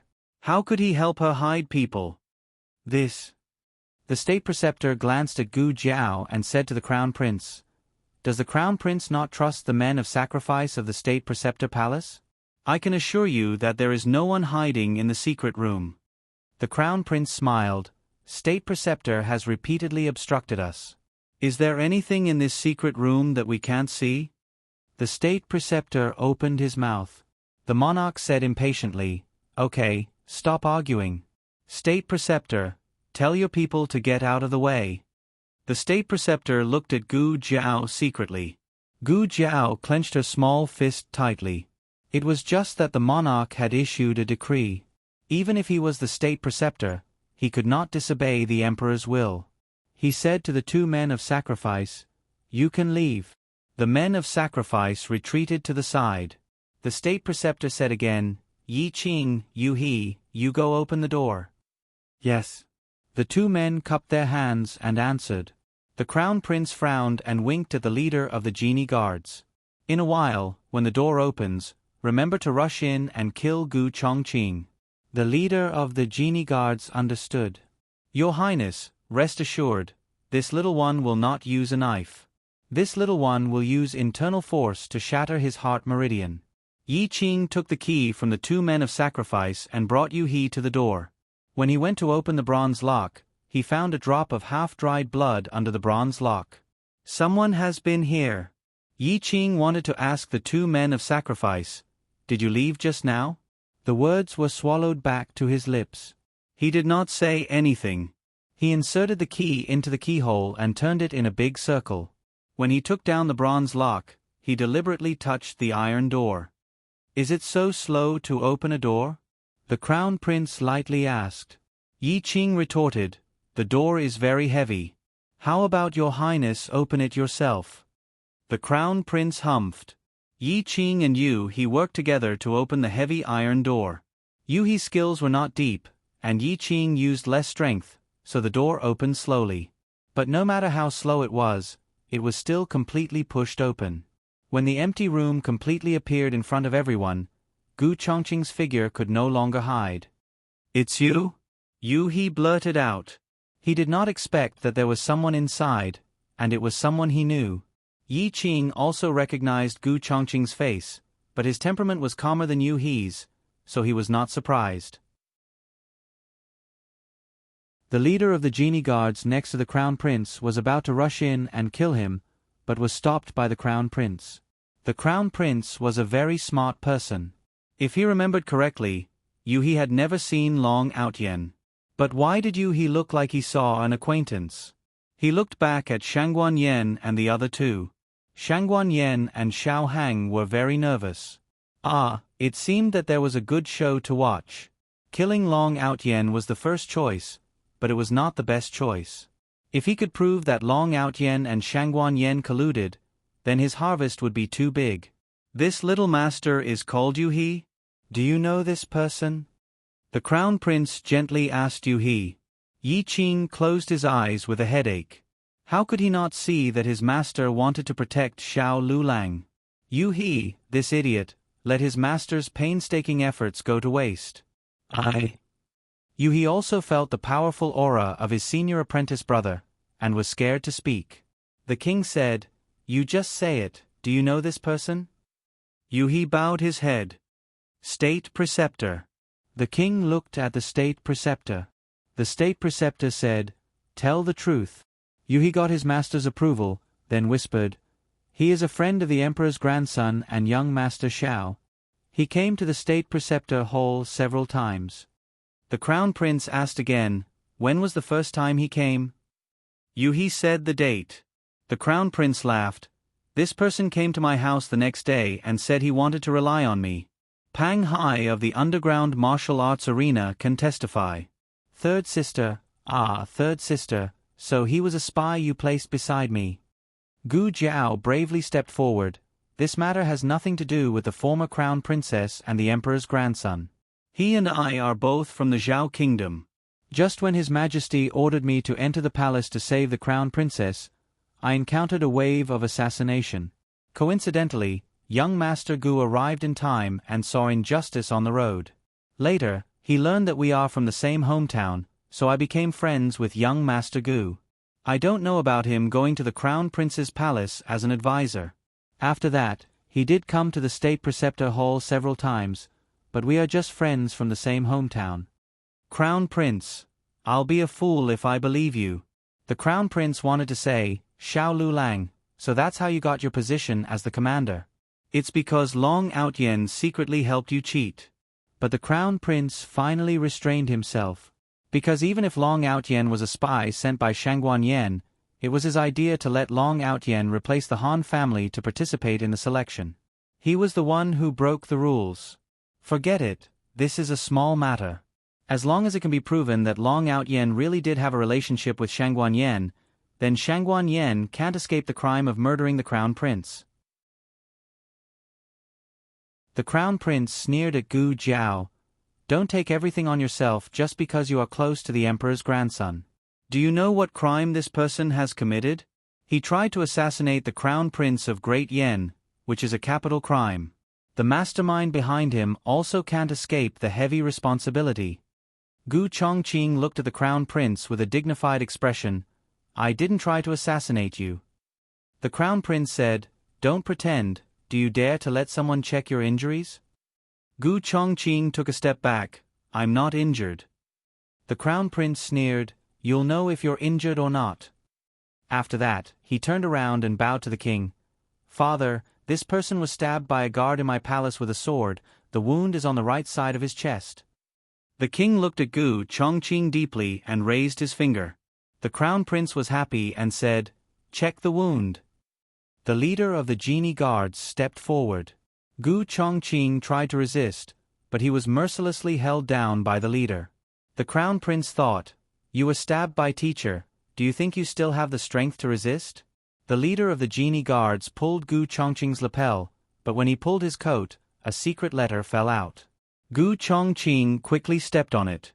The leader of the genie guards was one step ahead of him and picked up the secret letter. The leader of the genie guards opened the secret letter, took out the map and looked at it. His face suddenly changed color. The map of the Crown Prince's palace, the map of the Han family's military camp. Well done, Long Aotian. You actually stole so many secret things from my hands. But, you stole it really well. You never expected that I would find them on the spot. The Crown Prince only wanted to laugh 3 times.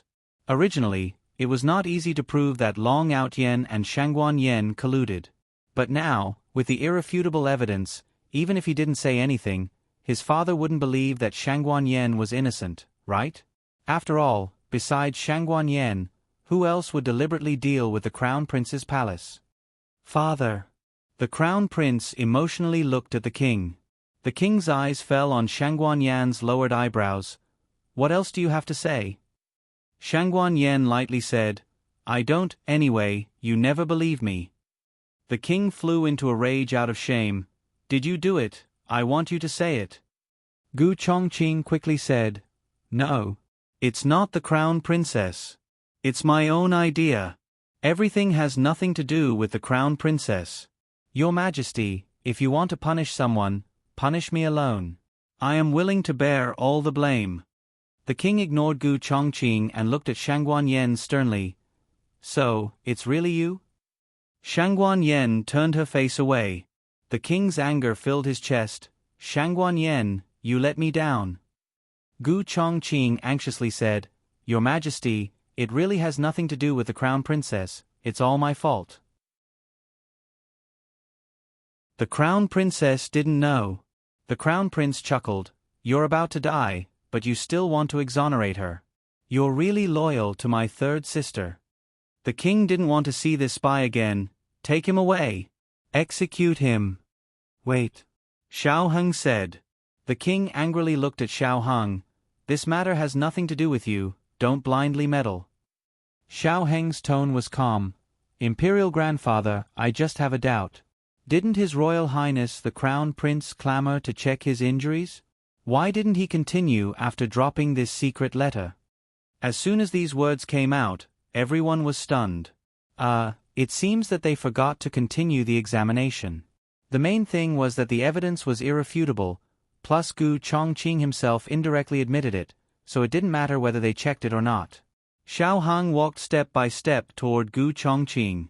Gu Chongqing's body dodged backward. Xiao Heng stretched out his hand, and Gu Chongqing violently broke free from the 2 embroidered uniform guards and hit Xiao Heng with his palm. Gu Jiao pulled Xiao Heng away with one hand and grabbed Gu Chongqing's lapel with the other, pulling it to the bottom. Gu Chongqing's bandaged chest was exposed. Gu Jiao didn't show any mercy and removed the blood-stained gauze as well. However, there was no wound on his skin. The blood on the gauze was fake. The Crown Prince was stunned. Wait, how could this be? Where's his injury? Xiao Heng had an expression of sudden realization. He turned his gaze to the Crown Prince and said bitterly, Uncle Crown Prince, you really put on a good show. If I hadn't noticed that something was wrong in time, I'm afraid you really would have been able to get away with it. You really put in a lot of effort to frame my mother. I didn't. The crown prince was completely stunned. He couldn't figure out what had happened. Where did Long Outyen's injury go?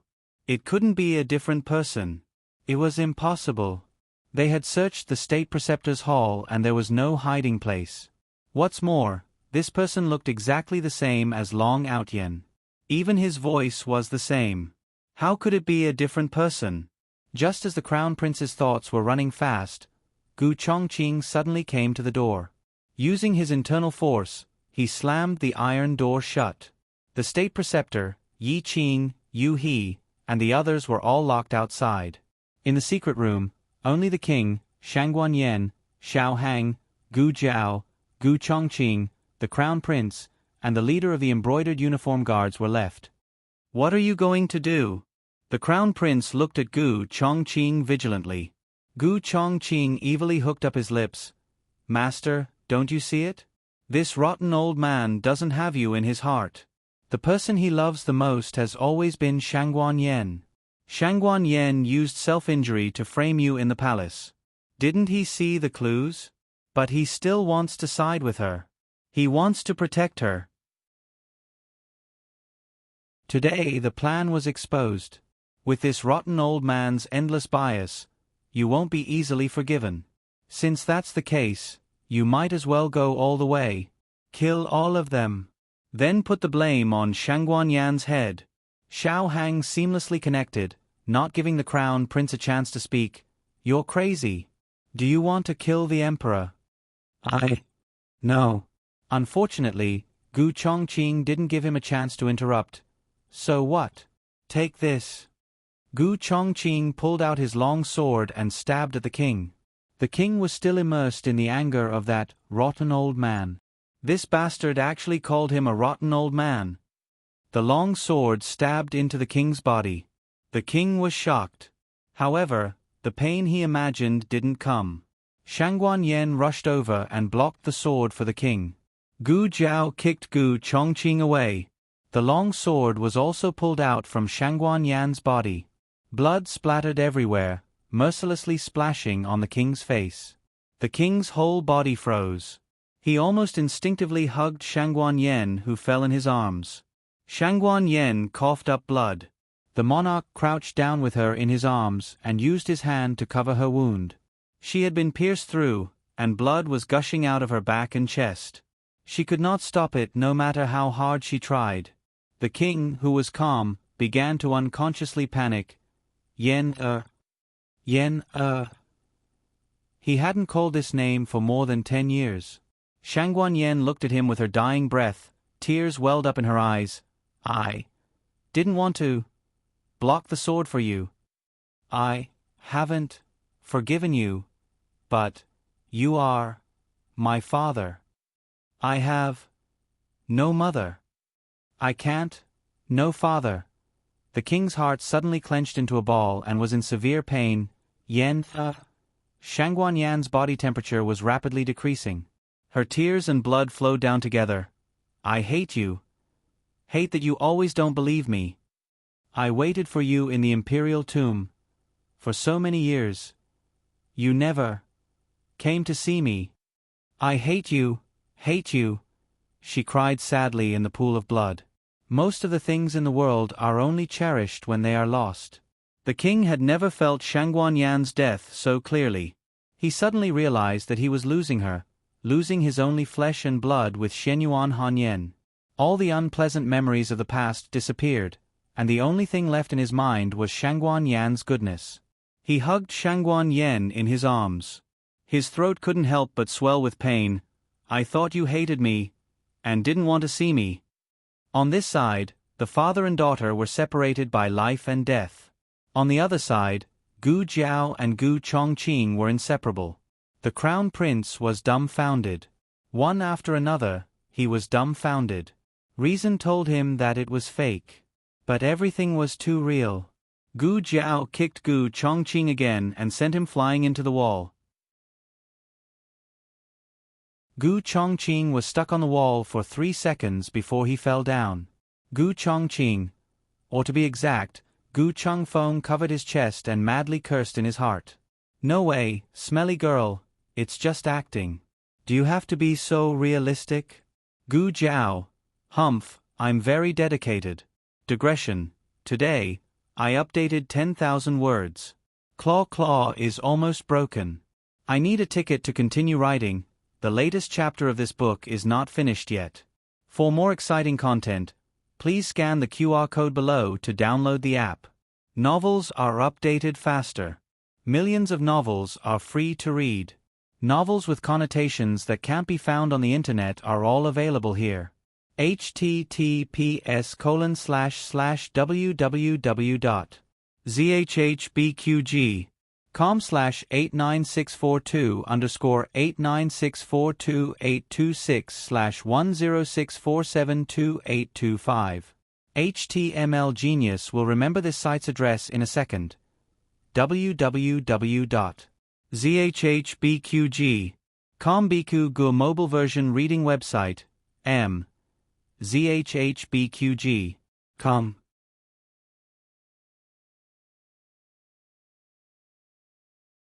Chapter 773.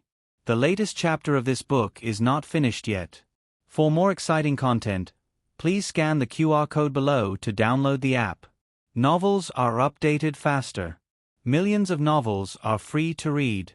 Novels that can't be found on the internet are all available here. Gu Jiao's literary drama is not good. It's very exaggerated and easy for people to fall out of character. But her martial arts drama is really good. Every move, every style, to their heart's content, makes people cry out in satisfaction. Genie Guard Leader. Cough, cough, it seems that this feeling is not right. What are you doing? Hurry up and help. The Crown Prince finally came back to his senses. In fact, he was still somewhat confused. It's mainly because Xiao Hang and the others' acting is too good. The Crown Prince himself was almost moved. He seems to see the Emperor and Shangguan Yen have an accident. His dawn has come. He is going to ascend the throne. On the importance of actors and scripts. Of course, he hasn't completely lost his mind. He doesn't have the guts to kill his father. The Genie Guard leader received the order and rushed toward Gu Jiao and Gu Chengfeng. Gu Qingfeng's lips hooked up. Great, you came to help me. Let's kill him together. Kill the Emperor, that rotten old man. The Genie Guard leader staggered. Mother, I'm not here to help you. I'm here to kill you. If Gu Chengfeng doesn't admit it, you're not here to kill me. In the three-way melee, the Emperor's attention was attracted by Shangguan Yen. How could he care about the three people fighting? That's it. Kill Xiao Lulang. Gu Chengfeng caught the Genie Guard leader's sword with both hands and opened his mouth. The Genie Guard leader was mad. Stop acting. Gu Chengfeng, you saw through me. I'm indeed injured. I can't force myself to use my martial arts. I'll leave the rest to you. I'm going to treat my injuries. The Genie Guard leader's body shook. This is also possible. Gu Chengfeng dodged and pushed him away. Gu Jiao perfectly dealt with the Genie Guard leader. The next one is Gu Chengfeng. He can't be left alive. If he dies, there will be no evidence. Gu Jiao snatched the long sword from his hand and turned around to stab his waist. The blood bag that she had hidden in advance instantly burst open. Gu Chengfeng flicked his wide sleeves and stuffed a small blood capsule into his mouth. He bit the capsule and spat out a mouthful of blood. He fell straight to the ground. Died. In the end, Gu Jiao's sword was pressed against the Crown Prince's neck. Stop. Xiao Heng's expression was grave as he called out to her, Young Master Xiao, it would be better if His Highness the Crown Prince was handed over to my imperial grandfather. On the other side, Shangguan Yan's head tilted in the monarch's arms and her arms drooped down. The Emperor's face. Yan. Gu Jiao threw her sword away and walked over quickly. She knelt down on one knee and said, Let me see. Chengfeng's fingertips touched Shangguan Yan's neck. She's still breathing. She should have fainted due to excessive blood loss. Her situation is very dangerous. The bleeding must be stopped immediately. The emperor taking the initiative to punish Shangguan Yen and passively watching Shangguan Yen get injured were two completely different states of mind. One was that he knew in his heart that he wouldn't hurt Shangguan Yan's life. The other was that he could only leave everything to God. The emperor forced himself to calm down. "Where's the state preceptor? State preceptor. Open the door. Call the state preceptor in." Gu Jiao and Xiao Heng quietly exchanged a look. Xiao Heng said, "I'll see how to open the door. Xiao Daren, please find a way to stop my mother's bleeding." According to the plan, the door was unbreakable. The emperor must be immersed in this atmosphere. He must feel the anger of being betrayed by his son, the pain of being saved by his daughter, and all the debt he owed to his daughter. In this state of mind, the emperor could give the most impulsive punishment to the crown prince. "Please give her to me," Gu Jiao said to the emperor. The emperor's hands trembled as he handed Shangguan Yen, who was covered in blood, to Gu Jiao. Gu Jiao put Shangguan Yen on the floor. "My clothes are wet. It's inconvenient to treat the patient's wound. Your Majesty, please lend me your clothes." The emperor took off the bright yellow dragon robe and handed it to Gu Jiao without saying a word. He was even willing to give up his precious dragon robe. The monarch was really going all out this time. Gu Jiao didn't care about the emperor's dragon robe. The emperor must pay a big enough price for Shangguan Yen, so that it would be more unforgettable. Gu Jiao tore the dragon robe. "Remember, Emperor of Great Yen, this is the evidence of your love for Shangguan Yen. When you recall it in the future, you must be moved by today's action. Hurry up and deal with the crown prince." The secret room was suffocating. "State preceptor, how do we open this door? Can you open it from the outside?" Xiao Heng stood behind the iron door and asked anxiously. In fact, the mechanism of the iron door was pulled by Gu Chengfeng. It was impossible to open it from the outside. Outside the door, Yi Qing looked at the state preceptor with a complicated look. The state preceptor said, "We are trying to find a way. You can hold on for a while." Yi Qing was shocked. Xiao Heng said, "Hurry up, my mother's injury is too serious. She will die soon." The state preceptor said, "I know. Yu He, go and find some tools to pry open the door." "Yes." "Shifu." Yu He's feet did not touch the ground as he left. Only Yi Qing was left looking at the state preceptor in surprise. He wanted to say something but stopped. Outside the door, in addition to the death warriors and disciples of the state preceptor hall, there were more than a dozen crown princes' brocade guards. He had some doubts, so he had to wait until private to talk to his master. In the secret room, when the emperor heard that the door couldn't be opened for a while, he couldn't help but be anxious. He asked Gu Jiao, "How is she? Hasn't the bleeding stopped yet?"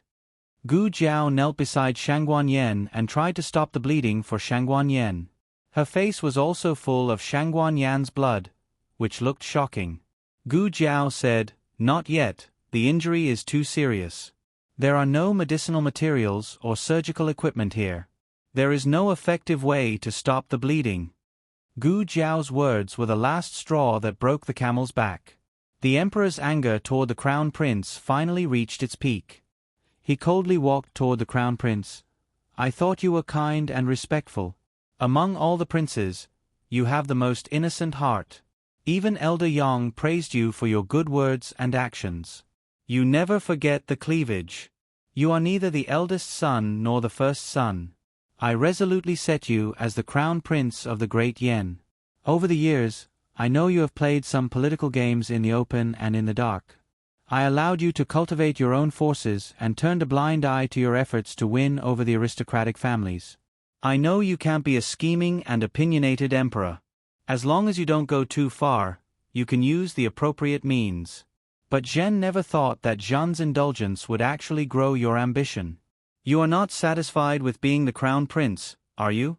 You want to kill the emperor. You want to ascend the throne as soon as possible." The emperor's aura was released. The crown prince's legs went soft and he knelt on the ground. "Father, I didn't kill the emperor. I also don't know what's going on with Long Outyen.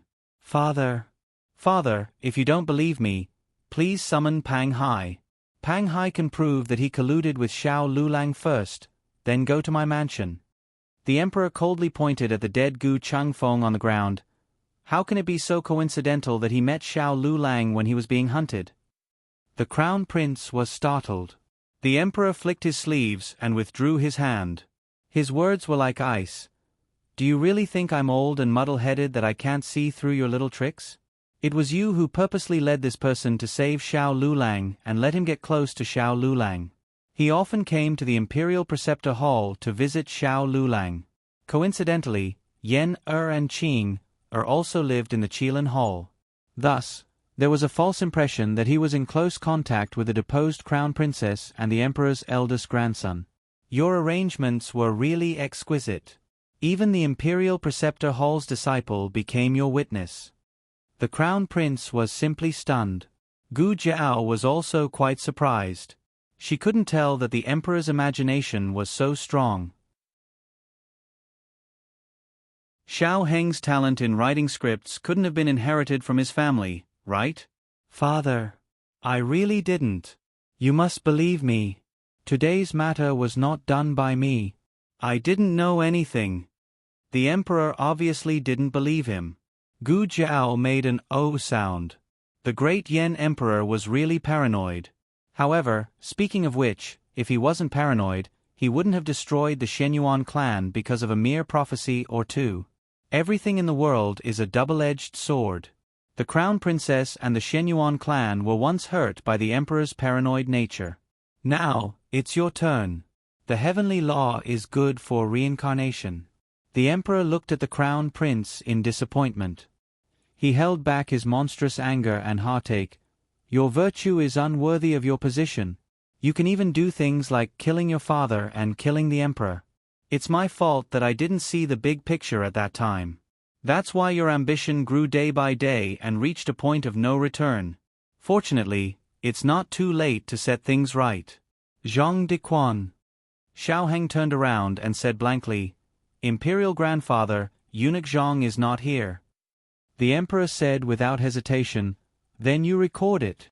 Xiao Heng nodded blankly, yes. Imperial Grandfather, please instruct me. The iron door was thick and heavy. It was soundproof, but for masters with internal force and strong five senses, it wasn't difficult to hear the conversation inside. When the emperor finished reading the last sentence, the crown prince's desperate cry came from the secret room. Don't, Imperial Father. Yi Qing couldn't help but look at the state preceptor again. What should I do? The door can't be pried open, huh? It's open. It's open. Of course it could be opened. Xiao Heng pulled the mechanism. He did it very carefully. In the eyes of ordinary people, it was He who pried open the iron door. But Yi Qing clearly knew that this iron door couldn't be pried open with tools.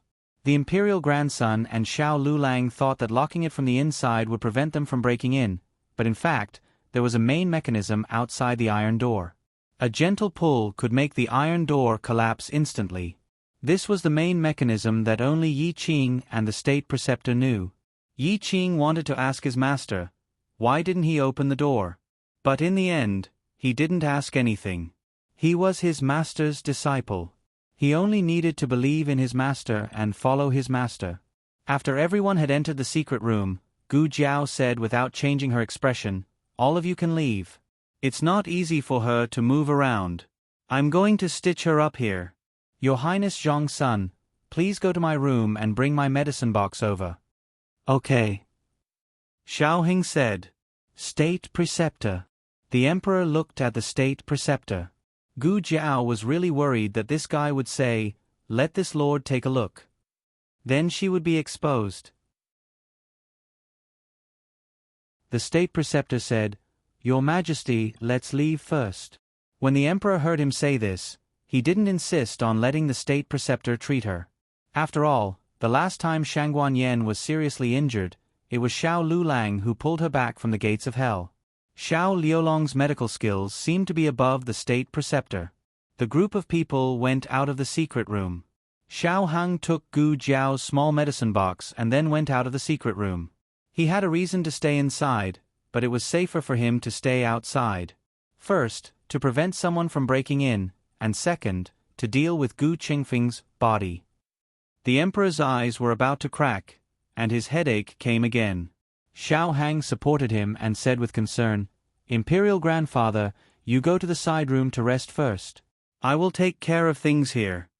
The emperor nodded and went to the side room diagonally opposite. Xiao Hang called his coachman and asked him to find a place to bury the body. In the secret room, Shangguan Yen fell asleep. In order to achieve the effect of excessive blood loss, Shangguan Yen took a little medicine, which can reduce the body temperature and weaken the pulse. The side effect is drowsiness. It's just that Gu Jiao didn't expect her to really fall asleep. How big is this person's heart? Shangguan Yen. Hee, don't you need strength to cry? Gu Jiao first took away the blood bag and pork props from Shangguan Yan's body and changed her into dry clothes. Then, she took out the small medicine box and put it in the groove on the wall. Today's matter was a trap from beginning to end. From the moment Gu Chongqing was seriously injured and went to Gu Jiao, he decided to use his injury to do one last thing for Gu Jiao. He wanted to pretend to assassinate the crown princess and frame the crown prince. After all, everyone knew that he was the crown prince's aide, and he also participated in the selection as a Han family's child. Even if the crown prince wanted to say that he was a spy, no one would believe it. But after several people thought about it, they felt that there was a flaw in this method. Gu Chongqing had entered and left the State Preceptor Hall, and the disciples of the State Preceptor Hall recognized him. Pang Hai also knew that Gu Chongqing had saved Xiao Lulang. Gu Chongqing met Xiao Lulang first, and then went to seek refuge with the crown prince. No matter how they looked at it, it was more like they had planted Gu Chongqing as a spy in the crown prince's palace. After thinking about it, Xiao Hang had a new plan in his heart. He asked Xiao Jiu to bring a letter and call Gu Chengfeng over. Gu Qingfeng's speed must be fast. He must dress up as Gu Chongqing before the crown prince forcibly searched the State Preceptor Hall. He was Gu Chongqing's younger brother, so his facial features were similar. With the help of Gu Jiao's imitation makeup, people who were not familiar with him would not be able to see the difference. Apart from the important factor of Gu Chengfeng, there were two other keys to the success of this plan. The first was to lure away the death warriors guarding the secret room. Although Xiao Hang didn't know martial arts, with his identity as the crown prince, it was not a problem for him to trick two death warriors. The old chancellor's disciple was just that amazing. After the death warriors were lured away, Gu Jiao brought Gu Chongqing and Gu Chengfeng into the secret room. She took out a small medicine box and had Gu Chongqing lie in the operation room. That place was a completely different dimension, so after taking away the medicine box, no one would be able to see it anymore. As for Gu Chengfeng, he was left in the secret room. Due to the lack of time, Gu Jiao didn't have time to lock the door properly. She was really worried that the State Preceptor would see through the clues and guess that she was the one who did it. In order to clean up the mess for her, he would trick the monarch to leave. Why did she think that the State Preceptor would cover for her? This was something she also couldn't understand. He was clearly a very cunning person, yet she was worried that he would come help her. This was truly a strange kind of worry. Fortunately, the State Preceptor didn't let Yi Qing cover for her. Only then could the later plan be carried out smoothly. And the second key to success was the monarch.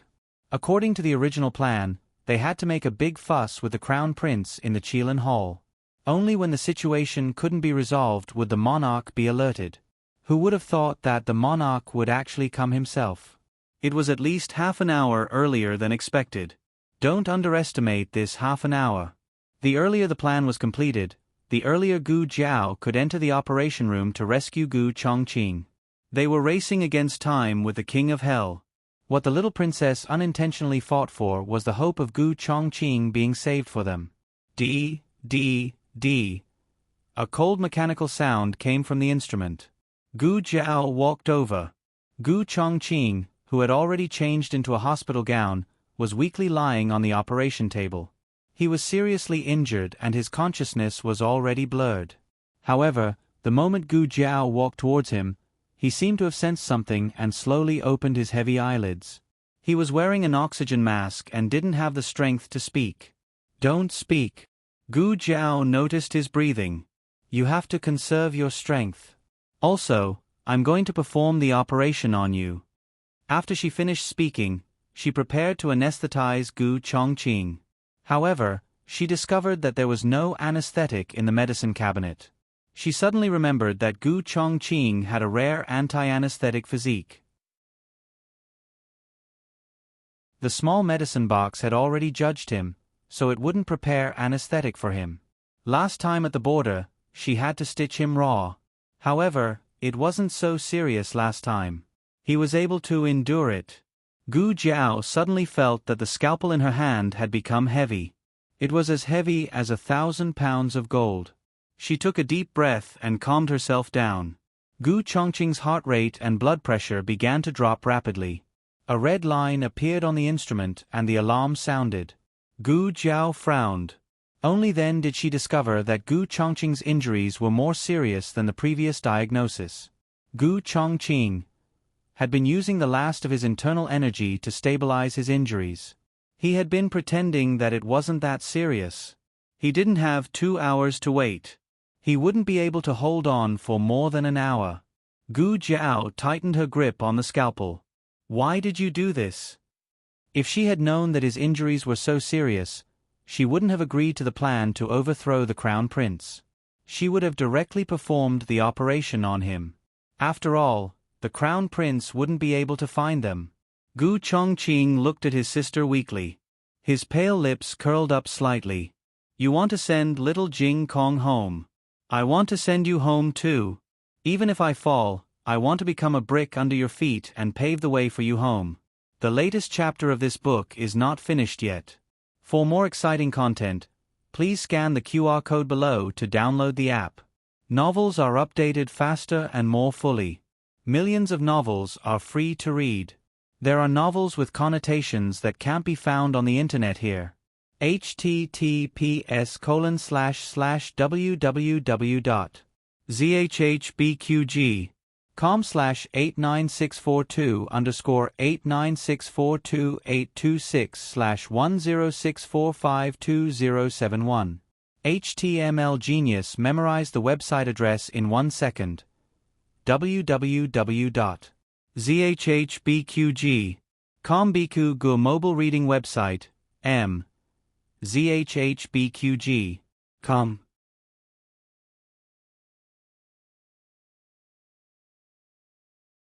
Chapter 774. The latest chapter of this book is not finished yet. For more exciting content, please scan the QR code below to download the app. Novels are updated faster. Millions of novels are free to read. Novels with content that cannot be found online are available here. In the middle of the night, the crescent moon hung high in the sky. Rancho Palace was silent. Jiao Jiao, on the phoenix bed, Empress Dowager Zhuang woke up with a start. She opened her eyes and saw the familiar top of the bed. She was in a trance for a moment. Empress Dowager, what's wrong? Eunuch Qin, who was on duty outside the door, heard the movement. He pushed the door open and came to Empress Dowager Zhuang's phoenix bed. He lifted the curtain and hung it with a hanging hook. This summer was not as hot as previous years. In addition, there was an ice basin in the bedchamber. Eunuch Qin came in and felt cool, but Empress Dowager Zhuang was sweating. Empress Dowager Zhuang was panting in shock. Eunuch Qin looked at her worriedly. Empress Dowager, did you have a nightmare again? Did you dream of Miss Gu again? I just heard you call Miss Gu's name. Empress Dowager Zhuang lifted the thin silk quilt. Eunuch Qin knew that she wanted to get out of bed and quickly reached out to help her. Empress Dowager Zhuang sat up with his help. Eunuch Qin wanted to kneel down to help her put on her shoes. She waved her hand. It's okay. In by Shui Alley, no one served her. She had to work. She was used to it. Empress Dowager Zhuang walked to the window with her shoes on. Eunuch Qin put down the curtain and walked over to open the window. He lit a piece of incense that Gu Jiao made before she left. Empress Dowager Zhuang looked at the stars in the sky and the lonely crescent moon. She sighed. I've been gone for so long. I don't know how things are over there. Did Gu Yen survive? Eunuch Qin smiled. Young Master Gu is blessed by the heavens. He will be able to turn misfortune into blessing. What's more, he has Miss Gu and Lord Xiao by his side. Empress Dowager, are you still worried about their abilities? Empress Dowager Zhuang's eyes. The Yen Kingdom is an unshakable mountain. A person's ability is small and ridiculous in front of this mountain. But even so, these two children will not give up, right? Empress Dowager. What was she talking about? Why did he not understand? Empress Dowager Zhuang said faintly, a mayfly trying to shake a tree, how ridiculous is that? The more Eunuch Qin listened, the more confused he became. Empress Dowager Zhuang looked in the direction of the Yen Kingdom. I have been dreaming of bad things these days. Eunuch Qin asked respectfully, what did you dream of? Empress Dowager Zhuang said with lingering fear, I dreamed that Jiao Jiao fell in a pool of blood on the land of the Yen Kingdom and could never return to my side. Eunuch Qin hurriedly said, you're too worried about Miss Gu. What you think about in the day, you dream of it at night. What's more, dreams are the opposite of reality. Seeing blood in a dream, unexpected wealth in a dream. Empress Dowager Zhuang nodded thoughtfully. It seems that there is such a thing. Eunuch Qin smiled and said, how can I coax you? Empress Dowager Zhuang still stared into the distance. I remember telling you that before I was 16, I was the legitimate daughter of the Zhuang family. After 16, I was the empress of the Zhao Kingdom. At 40, I became the Empress Dowager of the Zhao Kingdom. I have been living for the Zhuang family, the imperial court, and the Zhao Kingdom all my life. At this age, I don't have many years left to live. I want to live for myself. Eunuch Qin was scared by these words and hurriedly said, Empress Dowager, you have to live a long life. Empress Dowager Zhuang said calmly, I don't want to live a long life. I just want my Jiao Jiao back. Clear Water Alley. The old chancellor finished writing the last memorial and put it on the table with an ink stone. He took a deep breath and said, there should be no more, right? What should be explained has been explained clearly. But even if it was not explained clearly, it doesn't seem to be a big problem. I am not the only one in the imperial court. He was good at the study of thick black in the officialdom. When it came to dealing with people and things, he alone was better than thousands of soldiers and horses. But to help the emperor govern the country, he still needed someone like Grand Secretary Yuan. If I have neglected anything, old Yuan will naturally think it over for His Majesty. There is no need for me to worry about this. As the old chancellor spoke, he took out a bag that had been packed a long time ago from the cabinet. Finally, he picked up the document that took more than a month to successfully forge. Facing death calmly, he said, Aheng, Master has come to find you. He carried the bag and left the room. Thunder rumbled in the sky. It seemed that it was going to rain. He had to quickly go to the relay station. The carriage had already been prepared there. He removed the latch and carefully opened the courtyard door. A flash of lightning appeared, illuminating the old lady's small and gloomy figure at the door. The old chancellor was scared out of his wits and almost went to see the previous emperor on the spot. The old chancellor quickly pulled his 3 souls and 7 spirits back into his body and angrily said, Zhuang Jins, what are you doing? Zhuang Jins said expressionlessly, I also want to go. The old chancellor's eyes flashed and hid the bag in his hand behind his back. Go, go, go. Go where? Go where? I don't understand what you are saying in the middle of the night. Zhuang Jins carried the bag in one hand and raised the kitchen knife in the other hand. Her eyes were full of murderous intent. Are you bringing me or not? If not, I will kill you. Old Chancellor, Great Yen, Imperial Tutor Hall. The monarch was angered by the crown prince. His headache was getting worse and worse. Imperial Tutor Darren had a disciple boil a bowl of tranquilizing and pain-relieving medicine for him. After taking it, the monarch fell asleep under the effect of the medicine. Gu Chengfeng, who had washed off his disguise, was pacing back and forth in the corridor outside the secret room. He didn't say anything, but he was so nervous that he bit his fingers. Xiao Heng stood quietly opposite the secret room. The people in the Imperial Tutor Hall had all left. Even the 2 men of sacrifice who were guarding the secret room were standing outside the main door of the Qilin Hall. Xiao Heng looked calm on the surface. In his heart, he was very worried about Gu Chongqing's situation. However, the monarch came earlier than expected. The rescue for Gu Chongqing was also carried out earlier. There should be hope for him to be cured, right? My eldest brother will be fine, right? Gu Chengfeng asked. This was the 37th time he asked. Xiao Heng answered him patiently like the 36th time, believe in your eldest brother and believe in her. Gu Chengfeng bit his fingers and muttered, yes, that's right. That girl can't do anything else, but her medical skills are not bad. She will definitely be able to cure my eldest brother. My eldest brother can survive. He can.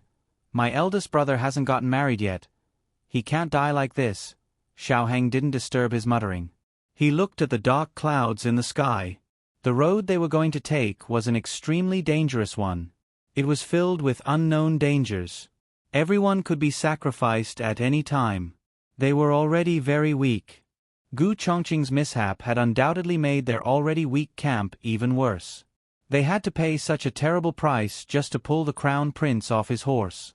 It could be foreseen that the road ahead would be very difficult. But even so, they still had to go on without turning back. After 6 hours, Gu Jiao finally came out of the secret room. The moment the iron door opened, Gu Chengfeng rushed in. How is my eldest brother? Xiao Heng followed closely behind.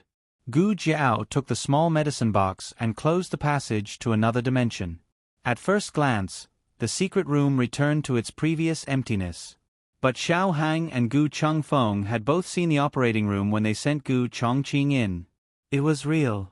But it had really disappeared. This was the first time they had felt Gu Jiao's secret so clearly. Gu Jiao said, he is in the intensive care unit. His life is not out of danger yet. It was strange. In the past, she could only see the operating room. There were several doors in the operating room. In the past, she could only open the door that connected to the secret room. Today, another door was opened. Behind the door was an intensive care unit. She guessed that with the recovery of her strength, the damaged brainwaves had also been repaired to a certain extent. This allowed her to have more connections with the small medicine box, which also allowed the small medicine box to open more dimensions. My eldest brother will get better, right? Gu Chengfeng had never looked at Gu Jiao with such pleading eyes. Gu Jiao said, I will do my best to save him. Even if there was a glimmer of hope, she would not give up. Gu Chongqing, don't give up. I don't want you to be a brick under my feet. I want to fight side by side with you. How are you? Xiao Heng asked Gu Jiao. Gu Jiao shook her head. I'm fine. Let's go out first. And this was not the place to talk. Xiao Heng carried the sleeping Shangguan Yen out of the secret room. Gu Jiao had to go back to the room to change her clothes before coming in. Gu Chengfeng was the last one. He looked at Gu Jiao's obviously delicate and slender back, but it seemed to be full of endless power. He thought of her incomprehensible secrets. He opened his mouth and stopped her. Are you a god in the sky? Gu Jiao paused her footsteps, half-turned her head, and looked at the shadow on the ground. Maybe I'm just a demon. Gu Chengfeng froze. This road is very dangerous. I'll go alone. Don't come near me. Don't make any more sacrifices. It doesn't matter. Gu Chengfeng clenched his fists and looked at her back. Whether you're a human or a ghost, a god or a demon, it doesn't matter. You're not afraid. Gu Jiao stopped and asked him. Her ability and her knowledge were not something that people in this spacetime could understand. It was easy for people to regard her as a monster. Gu Chengfeng's heart was terrified, but his mouth didn't admit it. How can a demon be injured? It also bleeds the same blood as us. Gu Jiao. Is it?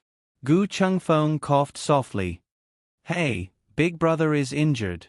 I'll protect you from now on. Gu Jiao continued to walk forward, faintly pulling her lips. Beat me first. Gu Chengfeng's face darkened. Digression: if you don't get double at the end of the month, you don't need to keep the monthly ticket. You can throw it away now. The latest chapter of this book is not finished yet. For more exciting content, please scan the QR code below to download the app. Novels are updated faster. Millions of novels are free to read. Novels with content that can't be found on the internet are all available here. https://www.zhbqg.com/89642-8964286/1064506115. HTML Genius remembered this site's address in a second. www.zhbqg.com Biku Gu mobile reading website, m. zhbqg.com.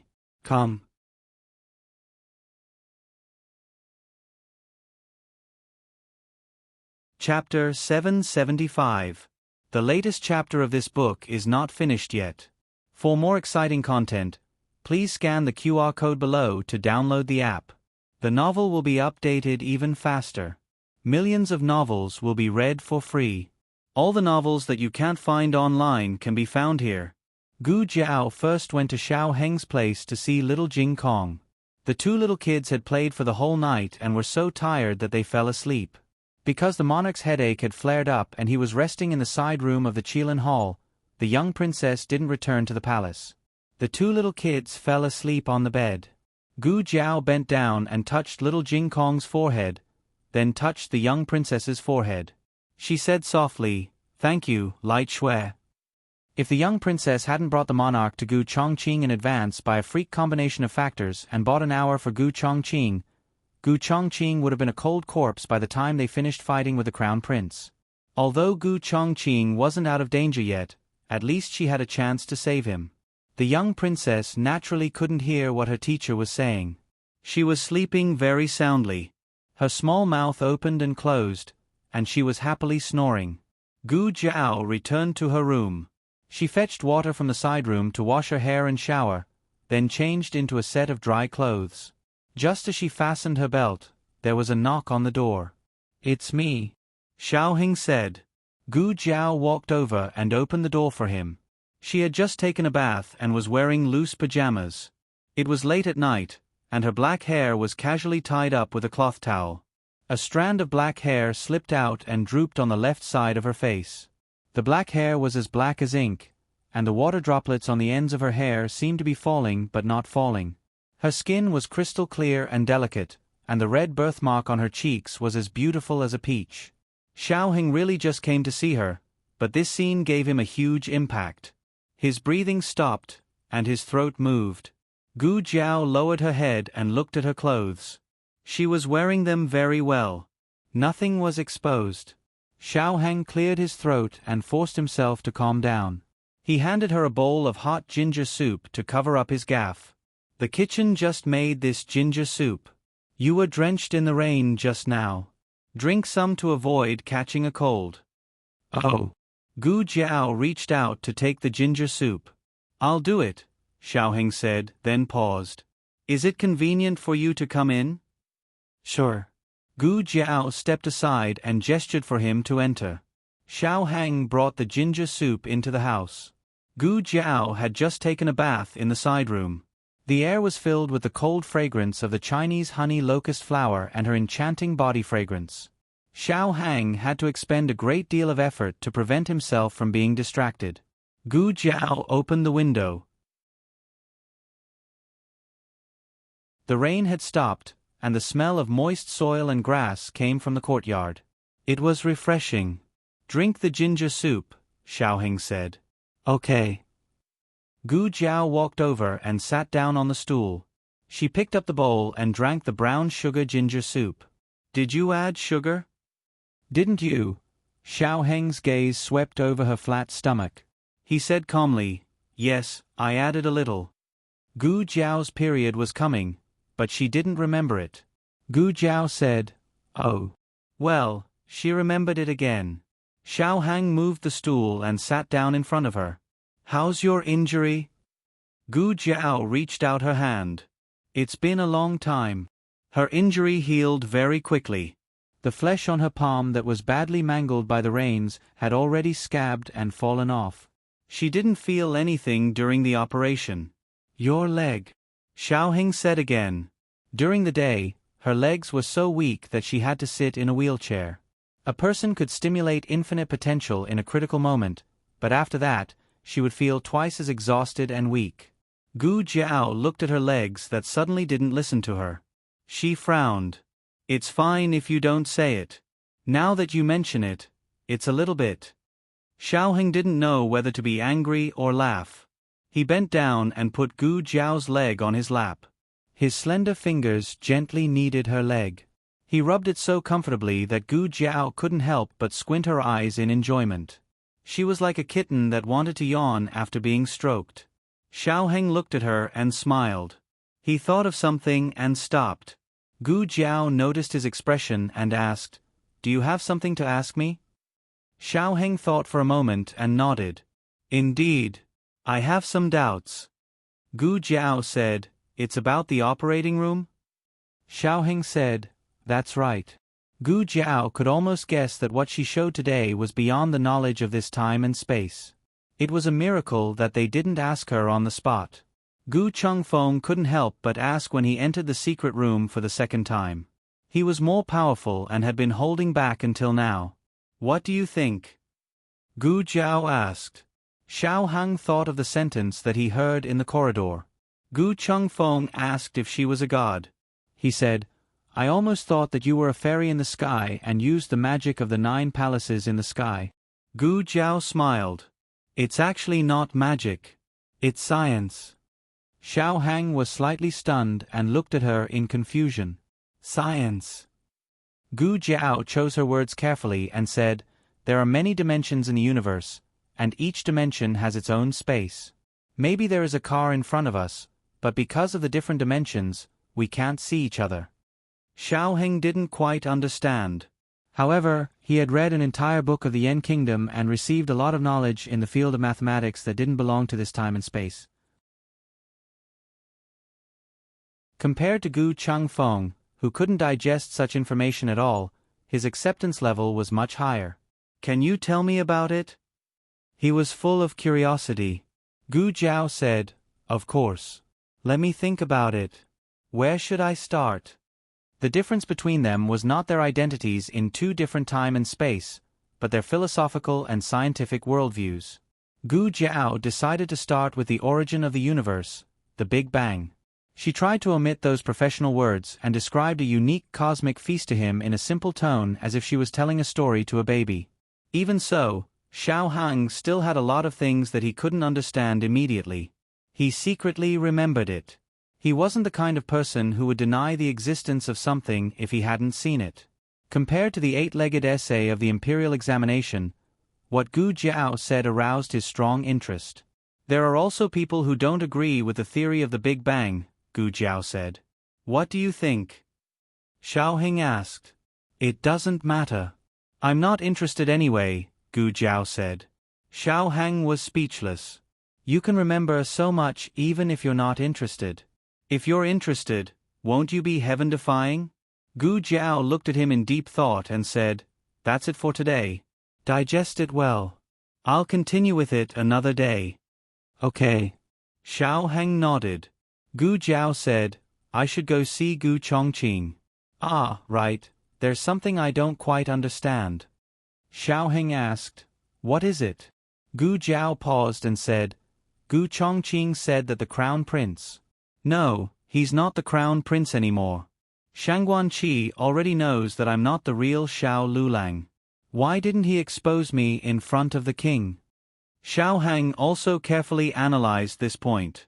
He said, "Because exposing you only proves that you're a bad person. It can't wash away his crime of regicide. These are 2 completely different things. Even if he insists that you're a spy sent by Shangguan Yen, where's the evidence? If he can't come up with evidence, it'll become another empty slander against Shangguan Yen. Gu Jiao suddenly realized, so that's how it is. Xiao Hang then said, there's another important reason. You don't have a strong backer. It's more advantageous for the Black Wind Cavalry to fall into your hands than the other aristocratic families. It'll be easier for him to get it back in the future. Gu Jiao snorted, so he's actually using me. Shangguan Qi is more scheming than I thought. Xiao Hang tidied up the strand of black hair on her temple and looked at her tenderly and firmly. He will understand one day that you, who he despises, are his most unshakable enemy. Speaking of enemies, Gu Jiao frowned. The Crown Prince has a master who can hurt Gu Chongqing. Gu Chongqing has never seen him before. It's very strange. Xiao Hang pondered for a moment. It's indeed strange. Since that person is so powerful, why didn't he participate in this selection? He should be a more suitable candidate than Gu Chongqing. Gu Jiao touched her chin. I'll find an opportunity to go to the Crown Prince's palace to investigate. I'll go. Xiao Hang said, I'm the Crown Prince's grandson. When the king wakes up, I'll find an excuse to go to the Crown Prince's palace and see who the person who hurt him is. The news of Shangguan Qi being deposed of the Crown Prince spread to the imperial palace that night. Imperial concubine Han was copying Buddhist scriptures in her room. When she heard this bad news, the brush in her hand fell onto the Buddhist scriptures that she was halfway copying. The Buddhist scriptures on the paper were instantly destroyed. Imperial concubine Han sat down on the cushion and turned her head to look coldly at the little eunuch kneeling at the door. Repeat what you just said to me again. What happened to my son? The little eunuch hit the ground with his forehead and stammered on the ground. Replying to master, the second prince tried to assassinate the king in the state preceptor hall. The king was furious and punished. The second prince was deposed of the second prince's position as the crown prince. Imperial concubine Han crushed the Buddhist scriptures in her hand into a ball. Nonsense. How could the crown prince try to assassinate the king? The little eunuch said in fear, This servant just heard the news. Imperial concubine Han sternly said, Go. Call the people around the crown prince. Yes. The little eunuch scrambled out. There's no need to call, this matter is true. Accompanied by a deep voice, a man dressed in a black cloak walked out of the night. Imperial concubine Han winked at the head eunuch beside her. The head eunuch understood and took the two trusted palace maids out of the hall and closed the door from the outside. Imperial concubine Han glanced at the man. Her expression was not as disdainful as when she was in front of the servants. But after all, such a big matter had happened, so she couldn't give a good face. You're here. She lightly said, What's going on? The black-robed man sat down cross-legged opposite her. It's a troublesome guy. Imperial concubine Han was slightly surprised. There aren't many people who can make you feel troublesome. The black-robed man slowly sighed. It's the Crown Prince's aide. This matter can be considered as my negligence. I couldn't kill him with a sword and let him escape.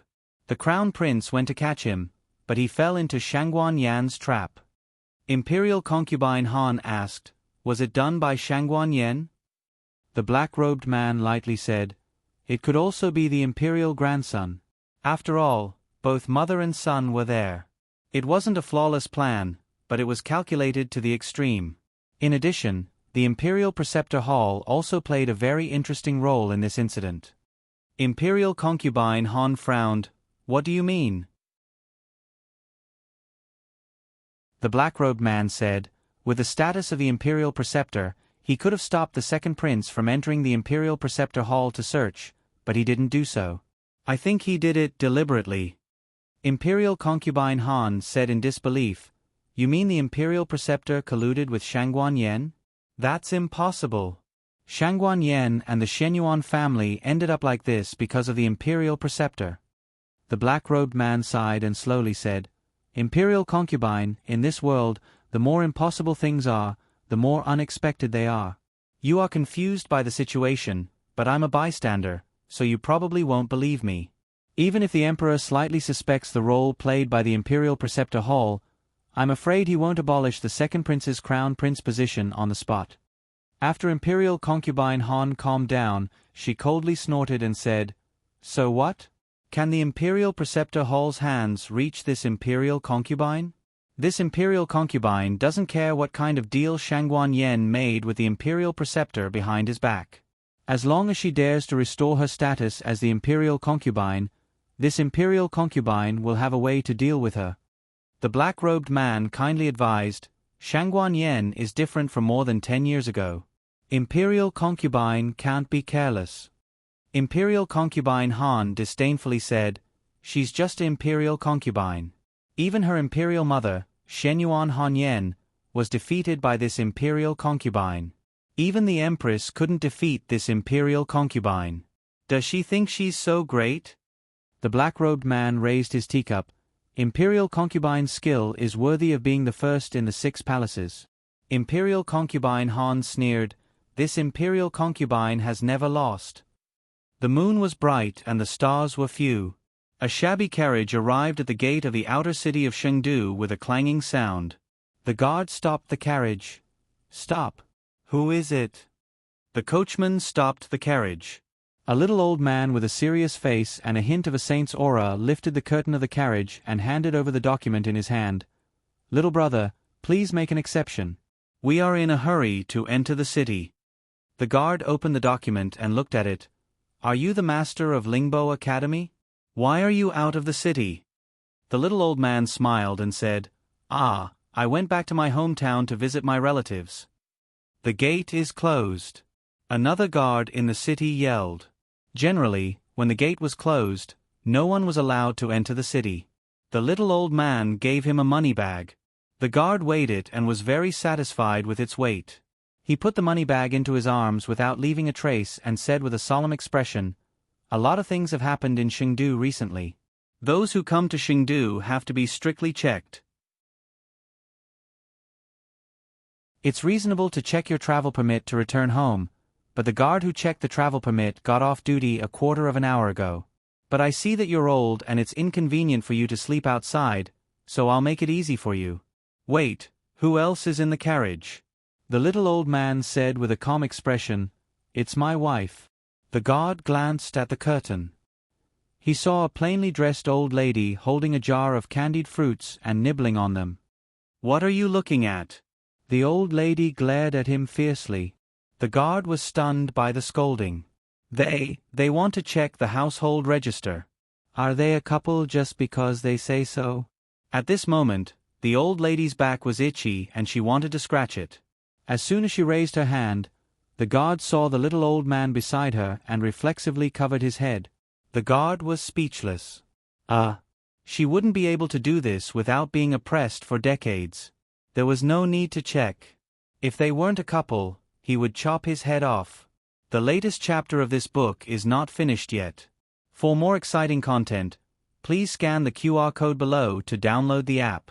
Novels are updated faster and more complete. Millions of novels are free to read. Novels with connotations that can't be found online are all available here. https://www.zhbqg.com/89642-826468160.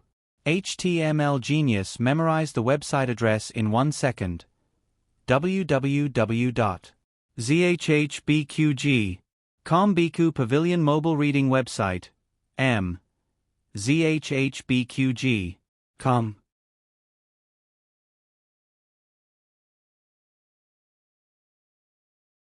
Chapter 776. The latest chapter of this book is not finished yet. For more exciting content, please scan the QR code below to download the app. Novels are updated even faster. Millions of novels are free to read. Novels with content that can't be found online are all available here. At this moment, Gu Jiao and Xiao Hang did not know that their great-aunt and son-in-law had already entered the city in a small broken carriage that was leaking wind and rain. After Xiao Hang returned to his room, Gu Jiao tied her already dry hair into a single bun on top of her head and then went to the secret room. It had to be said that Xiao Heng's skills were very good. Her legs really were not as sore as before. Gu Jiao put the small medicine box into the groove and changed into sterile clothes before entering the intensive care unit. The flow of time in the 2 dimensions was the same. 2 hours passed in the outside world and 2 hours passed in here. However, the place where the date was displayed on the major instruments seemed to be broken. Only the time could be seen. Right now it was 1:39 in the morning. Gu Chongqing wore an oxygen mask and his body was covered in tubes as he lay on the bed without any temperature. The room was very quiet. Only the soft mechanical sounds of the instruments could be heard. Gu Jiao could clearly hear each of his heavy breaths, which were difficult and unable to exert any strength. That person's sword energy had shattered his internal energy. All of his internal organs had been damaged and half of his meridians had been broken. She had given him the best medicine, but it still could not guarantee that he would be out of danger. Beep. The door behind her opened. It was the state preceptor wearing sterile clothes who calmly walked in. "How did you get in?" Gu Jiao asked. She clearly remembered that she had locked the metal door from the inside. "The door can be opened from the outside," the state preceptor said as he walked in front of the bed. If it could be opened from the outside, then did he deliberately not come in during the day to interrupt the king's punishment of the crown prince? This guy was really strange. He was clearly one of the perpetrators of the Shenyuan family, but he repeatedly helped her, someone related to the Shenyuan family. The state preceptor looked at the unconscious Gu Chongqing and said, "Go rest. I'll guard here tonight." Gu Jiao did not move. Perhaps the state preceptor had sensed Gu Jiao's distrust towards him, so he slowly opened his mouth. "He came to look for me because of you." Gu Jiao's eyes flickered. The state preceptor continued, "He came to the Yen kingdom to cure your illness. It's not your fault that he became like this. You don't have to blame yourself. You've also risked your life for him." As he spoke, he turned to look at Gu Jiao. Coincidentally, Gu Jiao was also looking at him. Gu Jiao's eyes were full of confusion. She obviously didn't know what he was talking about. The state preceptor then said, "When we killed the heavenly wolf at the frontier of Zhao country, the heavenly wolf was killed. You knew that you were no match for Sirius, but you still wanted to get rid of this #1 enemy for Gu Chongqing. In the end, you almost died in the hands of Sirius and even contracted the plague."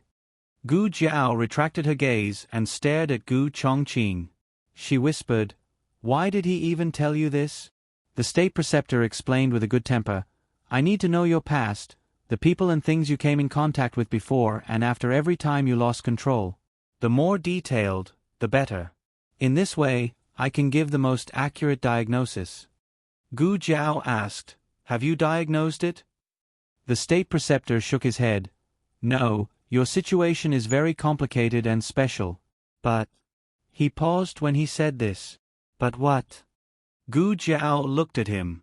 The state preceptor said, "I've met a few people who are similar to your situation in some aspects." Gu Jiao said, "Why do you speak in such a roundabout way?" The state preceptor coughed softly. "It's a little similar to your situation, but not exactly the same. They will also lose control, mostly when fighting. The reasons for losing control are different. Some are provoked by anger in their hearts, and some are in a life-threatening situation. When they don't lose control, they are no different from normal people." Gu Jiao thought for a moment, "Will their strength increase after losing control?"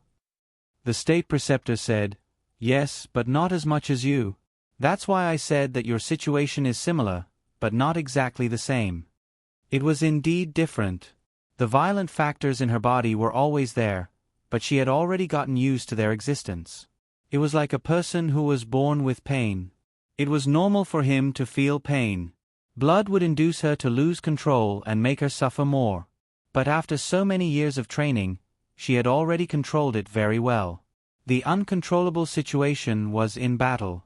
Blood, struggle, death, all the unfavorable factors added together would urge her to lose control. The state preceptor said, "I've been studying why those people lost control in the first place. I found that they were not born like this. It was all after they were poisoned. You've seen Fifth Han. What do you think of his skills? Gu Jiao said to the point, not bad. Wait, he can't be one of them, right? The state preceptor said, he's the most normal one. He almost never loses control. The reason why I included him is because his internal strength increased sharply after he was poisoned. The price was aging. Gu Jiao touched her chin. So this is the reason why his hair turned white at such a young age.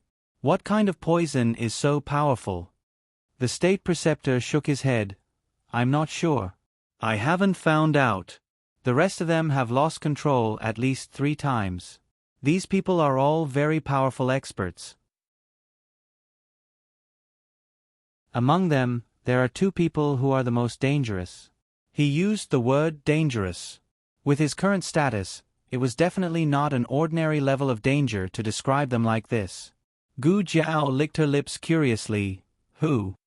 The state preceptor said faintly, I don't know their real names. I only know their code names. One is an Han, the other is Shetian. What an amazing name, even my Xiong Batian is weak in comparison. The state preceptor saw her bitter and vengeful look. How would he know that she was fussing about their code names? He thought that she was thinking about the identity of the other party. He said, An Han is now the aide of Imperial Concubine Han. If I didn't guess incorrectly, the person who injured Gu Chongqing is him.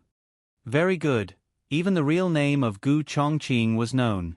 The state preceptor faintly said, I want to remind you, don't easily find an Han for revenge.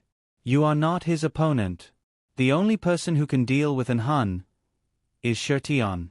Unfortunately, Shetian disappeared from Yen Empire in 21 years. No one knows where he went. Until now, there is no news.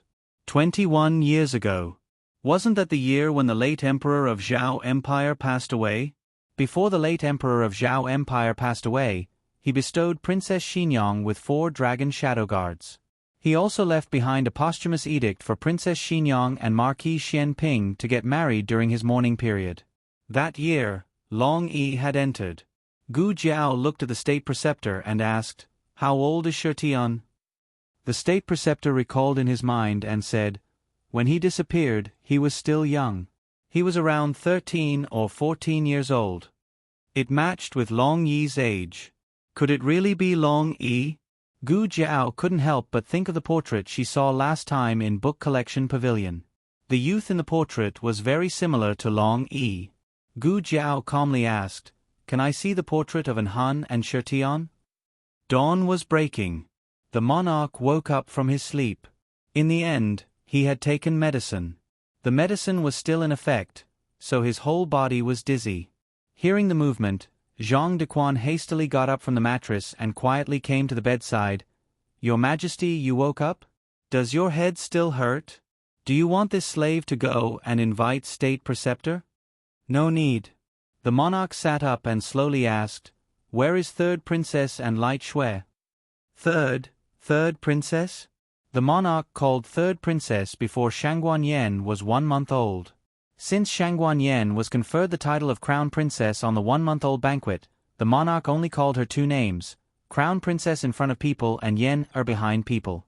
The monarch might call her crown princess, but the monarch would never call her third princess.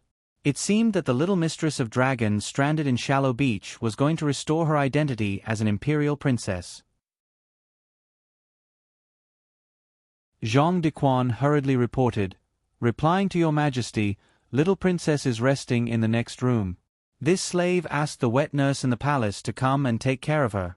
The third princess was rescued in the secret room for 6 hours before she came out. The third princess already had an old injury, and there were nails in her spine. She also took a sword for your Majesty. Commander Shao said, Whether she could wake up or not depends on the third princess' luck. After the monarch woke up, for a moment, he felt that the punishment he gave to Shangguan Qi seemed to be too much. In the beginning, Shangguan Qi didn't want to kill him. It was the assassin who took the initiative to bewitch the crown prince to kill the monarch. But when he heard that Shangguan Yen might not survive, the monarch's anger rose again. Why didn't Shangguan Qi rush over to block the sword? His people plotted a rebellion, but Shangguan Yen was stabbed instead. He didn't say anything to stop it. Scared silly? Heh, I'm afraid he acquiesced to the actions of the assassin. The monarch began to imagine again. The more he imagined, the angrier he became. I should have crippled him earlier. The monarch went to Shangguan Yan's room. Shangguan Yan's injury was made with a prop. When the gauze was removed, the stitched wound could really be seen. But in fact, the monarch didn't really want to remove her gauze. The monarch looked at Xiao Hang, who was waiting by the bed, and sighed, "Your own body is more important. Don't overwork yourself. There are palace servants here." Although it was said that there were palace servants, in fact, there was only a little palace maid. The monarch felt more guilty in his heart. Zhang Dequan. "This slave is here." Zhang Dequan stepped forward and said knowingly, "After this slave returns to the palace, I will immediately pick a few clever palace servants." The monarch still had to go to court, so he stood by the bed for a while and then left. "Respectfully send off Imperial Grandfather." Xiao Hang cupped his fist and saluted. "Gone." Shangguan Yan opened the mosquito net and poked her head out of the mosquito net. Xiao Hang hurriedly pressed her back into the mosquito net. "Imperial Grandfather, take care. She hasn't stepped out yet." Digression. For my grandaunt's appearance, I'm asking for a wave of monthly votes. The latest chapter of this book is not finished yet. For more wonderful content, please scan the QR code below to download the app. Novels are updated faster. Millions of novels are free to read. Novels with connotations that can't be found on the internet are all available here. https://www.zhbqg.com/89642/826429976. HTML Genius remembers this site's address in a second. www.zhhbqg.com Biku mobile version reading website. zhhbqg.com.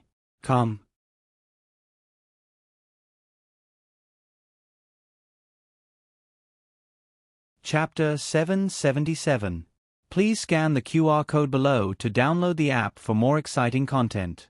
Novels are updated faster. Millions of novels are free to read. There are all kinds of novels that can't be found on the internet. The monarch turned around.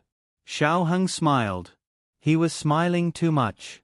He changed his state in a second. He was so weak and pale that he couldn't smile. "Take care of yourself." "Okay." The monarch nodded with a complicated expression. He put his hands behind his back and led Zhang Dequan and the wet nurse who was holding the little princess out of the Kailan Hall. Gu Jiao stayed in the intensive care unit until dawn. She sat on the chair and fell asleep by the bed in the middle of the night. When she woke up, the state preceptor was gone. 2 men of sacrifice were guarding the iron gate again. They didn't react much when they saw Gu Jiao come out. "What did the state preceptor say to you?" Gu Jiao asked them. One of them said, "The state preceptor said that no one can enter except for him and Mr. Xiao." Gu Jiao nodded and muttered to herself, "That's more like it." Xiao Heng opened the door and walked to Gu Jiao. "Are you tired? I asked someone to make porridge. Go and have some." "Okay." Gu Jiao walked to his room with him. "Where's Jing Kong?" The 2 men of sacrifice were behind them. Xiao Heng said carefully, "He went to school. His sister came to pick him up." He was telling Gu Jiao that little Jing Kong was safe with Gu Chengfeng. Gu Jiao was relieved.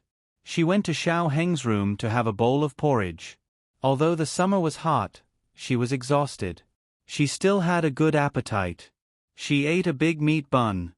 "Where's the little princess?" she asked. Xiao Heng said, "She went back to the palace with the monarch. Also, the monarch seems to have restored my mother's identity as the empress." Xiao Heng didn't go to the imperial court, but the monarch called Shangguan Yan the 3rd princess this morning. "It must be true." Gu Jiao nodded in satisfaction. "That's great."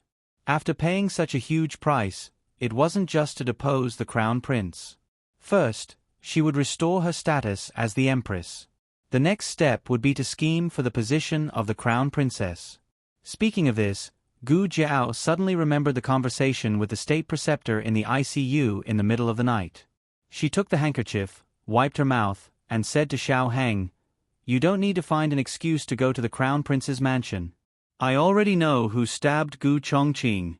He's imperial concubine Han's advisor, a very powerful expert. People call him An Hun." An Hun? Xiao Heng muttered. She didn't understand what he was saying, but it sounded impressive. "Did the imperial tutor tell you?" he asked. "Yes." Gu Jiao nodded. "He also told me about 5th Master Han's secret. 5th Master Han's hair turned white because he was poisoned and aged prematurely, but it also increased his power." Xiao Heng was puzzled. Premature aging. Increase one's power? So strange. In the end, what kind of poison is it? Gu Jiao shook her head. "I don't know. Later, I'll find an opportunity to ask Madame Nan. But I think, Qi Xian has been in Han family for so long, but he still hasn't cured the poison in Han Si's body. I'm afraid the origin of this poison is not simple. In addition, the state preceptor also mentioned a person, but I don't know whether it's Long Yi or not. In those years, the late emperor left behind a total of 8 dragon shadow guards. Among them, the younger one was given to the emperor of Zhao country, and the older one was given to Princess Xinyang. These death warriors were all bought by the old Liang Wang through the underground martial arts field. At the time of purchase, both sides concluded a 10-year contract, and they were trained according to the requirements of the late emperor. And the dragon shadow guards given to Princess Xinyang were the first batch of death warriors. They were already almost trained. If they still needed to continue training in the camp, perhaps Long Yi would have been exposed. Sometimes, life was truly full of coincidences. Gu Jiao and Xiao Heng talked about the matter of Sky Splitter and An Hun. Xiao Heng asked, "Do you think Long Yi is Sky Splitter?"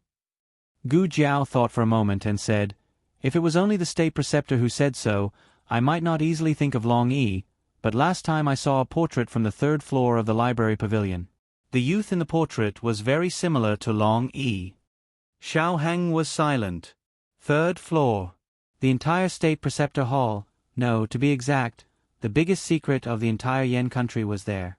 If the person in the portrait was really Long Yi, then Long Yi really had a great origin. After a quarter of an hour, Gu Jiao was taken to the 3rd floor of the library pavilion by Yi Qing. She had obtained the state preceptor's permission to read a certain area, but she still couldn't wander around the rest of the place. She looked at the 3-meter-high big bookshelf in front of her and said in a daze, "I just want to find the portrait of Sky Splitter. There's no need to be so ostentatious." This big bookshelf that occupied almost an entire wall was something she could look at? Yi Qing pointed to the bookshelf and said, "There are portraits of Sky Splitter and An Hun in here." Gu Jiao was slightly stunned. "What do you mean?" Yi Qing explained, "Sky Splitter and An Hun never show their true faces. These are all portraits drawn by people who claim to have seen Sky Splitter and An Hun in Zhonghu. They were collected here by my master." Gu Jiao squeezed out a few words from the gap of her teeth. So many. How long do I have to look at them?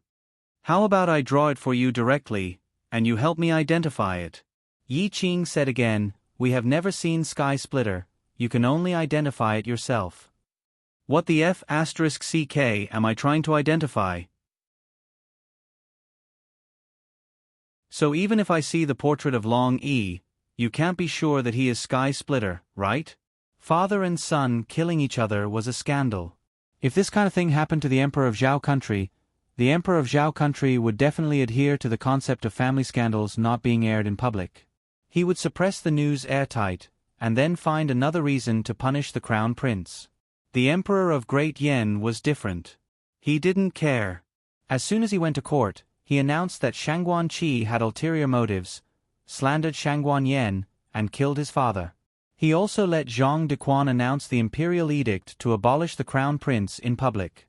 Along with the imperial edict to abolish the crown prince, there was also an imperial edict to restore Shangguan Yan's royal status.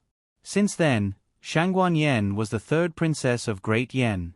The whole court was surprised.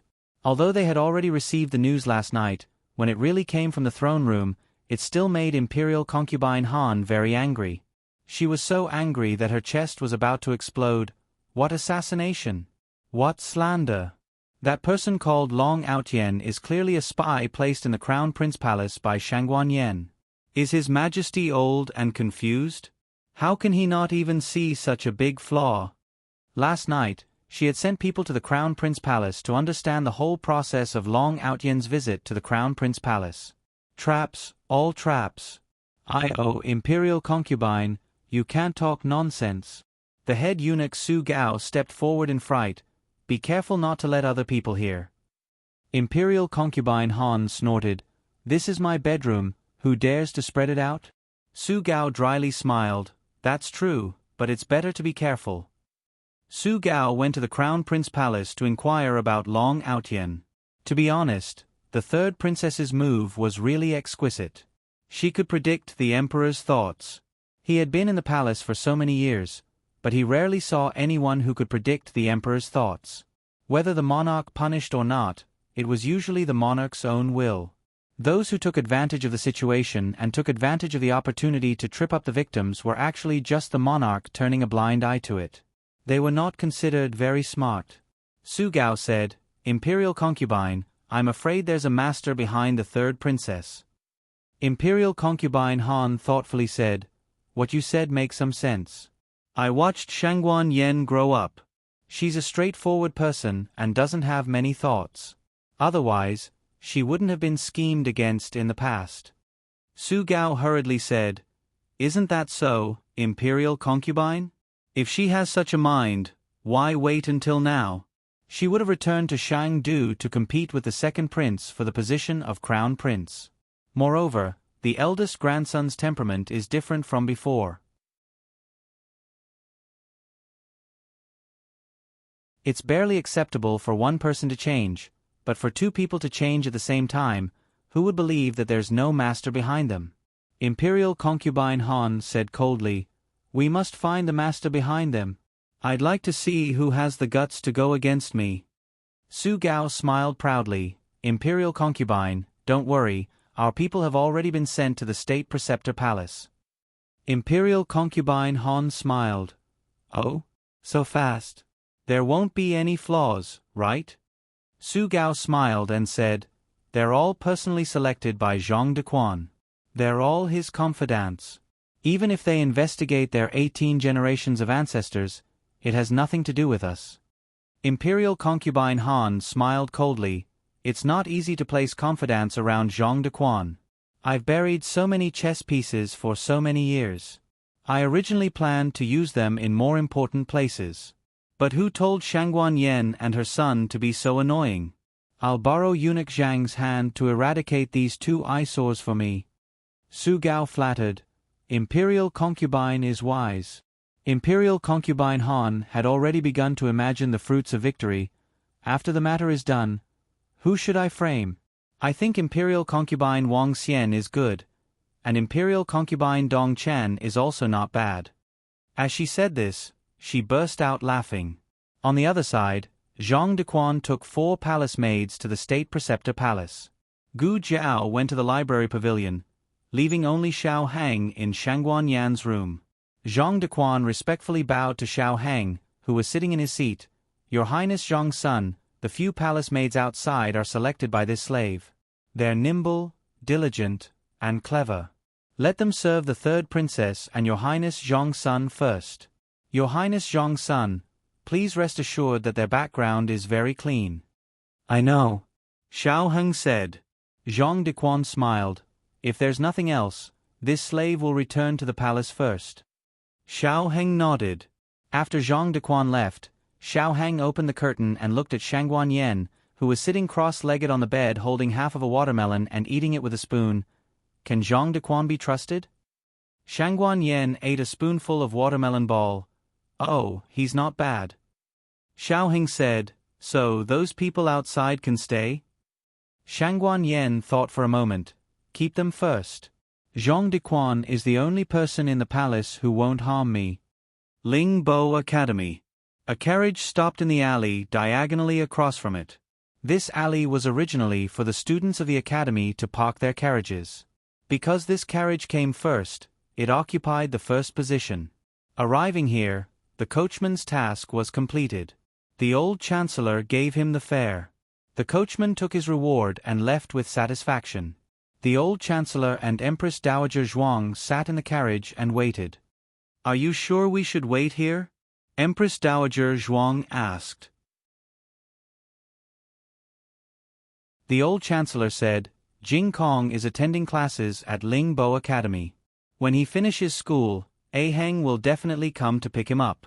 Aheng will come even if I don't come to Jiaojiao." Summer in Yen country was hotter than in Zhao country. In addition to today's particularly hot weather, the carriage was baked into a steamer not long after. Empress Dowager Zhuang became a small steamed shrimp, sweating like rain. She leaned against the wall of the carriage, feeling hopeless. Didn't it just rain at night? How come it didn't cool down for long before it became hot again? The old chancellor picked up a fan and fanned her. He was also sweating profusely. Yen country is really hot. I don't know if the children can handle it. Empress Dowager Zhuang did not even have the strength to speak. She felt as though she had caught a heat stroke. Her legs went soft and she collapsed in her seat. The old chancellor saw that she was so hot and could not bear it, saying, "There is a tea shop next door. You go to the tea shop to drink some tea. I will wait here." Empress Dowager Zhuang glared at him and weakly said, "Does drinking tea not cost money?" Things in Yen country were so expensive. The children definitely did not have enough money to spend. She needed to save for Jiaojiao. Of course, there was another important reason. She needed to see Jiaojiao as soon as possible. Although it might not be Jiaojiao that came to pick up Jing Kong. The two waited from morning until afternoon. It was so hot that they lost their temper. Finally, Lingbo Academy began to dismiss classes. Students wearing the academy's uniform walked out of the academy in high spirits. Empress Dowager Zhuang looked around anxiously. "Why don't I see any children? Go and ask around. Has the prodigy class ended?" The old chancellor went. However, since the young commandery princess had been kidnapped near the academy's vigilance had increased a lot. They were vigilant against strangers who came to inquire about information, especially about the prodigy class. The guard said sternly, "You are not allowed to inquire about the academy. If you don't leave, I will report you to the officials and arrest you." There were more officials patrolling nearby. The old chancellor was an unregistered citizen. Naturally, he could not fall into the hands of the officials. He wanted to say that he was a family member of a student. However, he looked down at his shabby appearance and swallowed the words that were on the tip of his tongue. Along the way, in order not to be remembered by thieves, they dressed very poorly. Their clothes were the plainest and their carriage was the worn out. The old chancellor planned to go to the nearby shop to ask around. As soon as he turned around, he heard the guard say to his companion, "Keep an eye on that old man." The old chancellor's mouth twitched. Was he being treated as a thief? What was wrong with the Academy of Yen country? Since he did not get any information, he could only wait honestly. "Don't worry. I have inquired at the inn. After school, this is the only door that can be used after school. Jing Kong will definitely come out from it. Don't interrupt. Go away." Empress Dowager Zhuang pulled his face away ruthlessly and stared at the gate of Lingbo Academy. Finally, God did not disappoint the faithful. A 10-year-old child came out. Her eyes lit up. The prodigy class is over. The prodigy class was indeed over. However, little Jing Kong and the young commandery princess were always the slowest. They received so many books that Master Lu doubted life. The young commandery princess said to her classmate, "Jing Kong, come to my house to play today." Little Jing Kong asked, "Where is your house?" "Well, over there." The young commandery princess pointed in the direction of the imperial palace, which she thought was the imperial palace. "I have played at your place so many times, but you have never played at my house." Little Jing Kong thought it was reasonable. "All right, but I have to inform Teacher Cheng first. He had tutoring with Master Cheng after school today. However, in his opinion, he could ask for leave for tutoring since he did not really want to go anyway. The two little kids carried their bags and went to Master Cheng to ask for leave. The young commandery princess put her hands on her hips and stared at Master Cheng fiercely. Master Cheng did not dare to disagree. Just now, someone was asking when the prodigy class would end. I wonder if there are thieves after the princess. For safety's sake, let's go straight to the academy to pick up the young commandery princess. Yes. A carriage that looked ordinary but was actually very luxurious drove into Lingbo Academy with special privileges granted by the emperor. It stopped directly at the gate of the prodigy class. 4 imperial masters stood in a row. The wet nurse got off the carriage and took the young commandery princess's bag. Young commandery princess, we should go back. The young commandery princess said, Today, I want to invite Jing Kong to my house to play. The wet nurse smiled. If the young master's family is okay with it, of course. No problem, no problem. Little Jing Kong made his own decision. After all, he was not a bad brother-in-law. Brother Chung Feng could not control him. The two little kids got on the carriage. 2 of the 4 imperial masters sat in the carriage while the other 2 rode on horses on both sides of the carriage. The old chancellor looked around the alley. The carriage passed by him. After another hour, the last student came out of Lingbo Academy. The guards of Lingbo Academy began to close the gate. The old chancellor was shocked. Hey! What happened? Why did they close the gate? He looked back at Empress Dowager Zhuang in the carriage.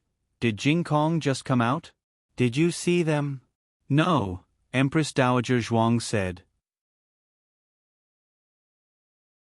She was old, but she was not blind.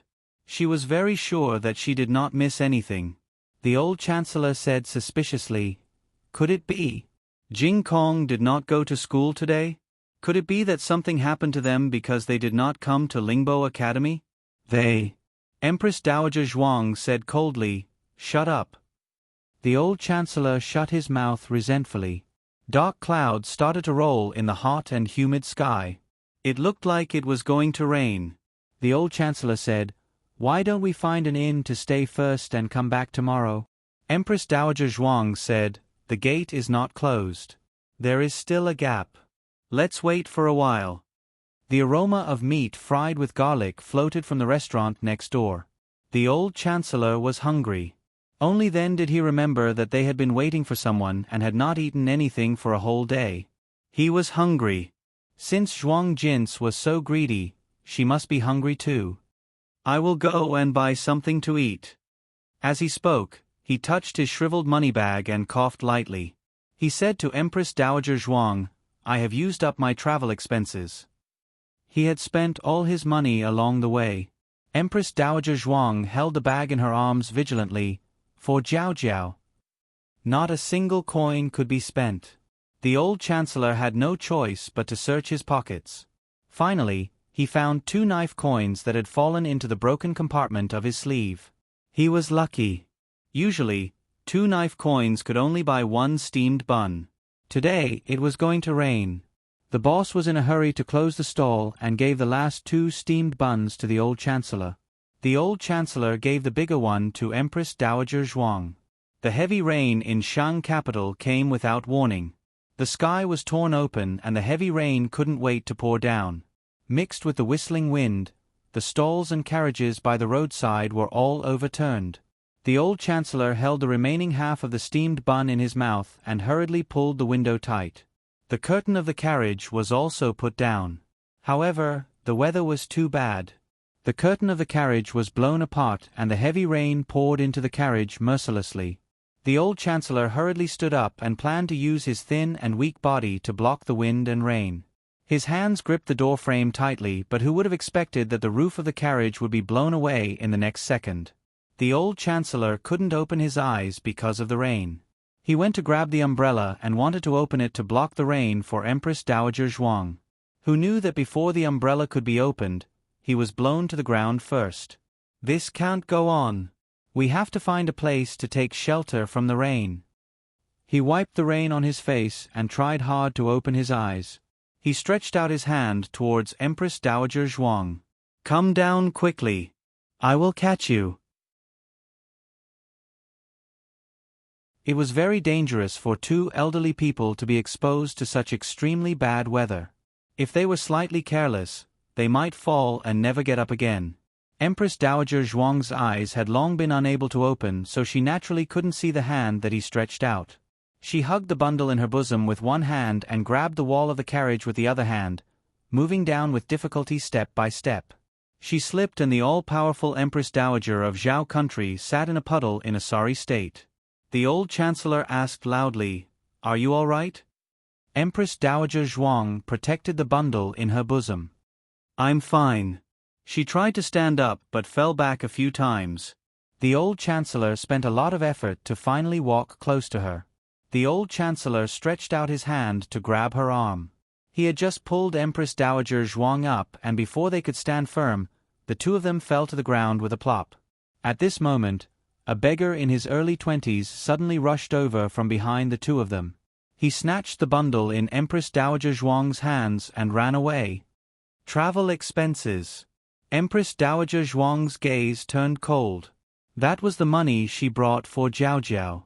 She scrimped and saved along the way and didn't spend a single banknote. In the end, it was snatched by a little thief. Empress Dowager Zhuang was angry. She didn't know where she got the strength. She didn't care about the bruises on her body and picked up the stick on the ground and threw it at the little beggar. Aya! The little beggar was hit by the stick and fell into the rain with a plop.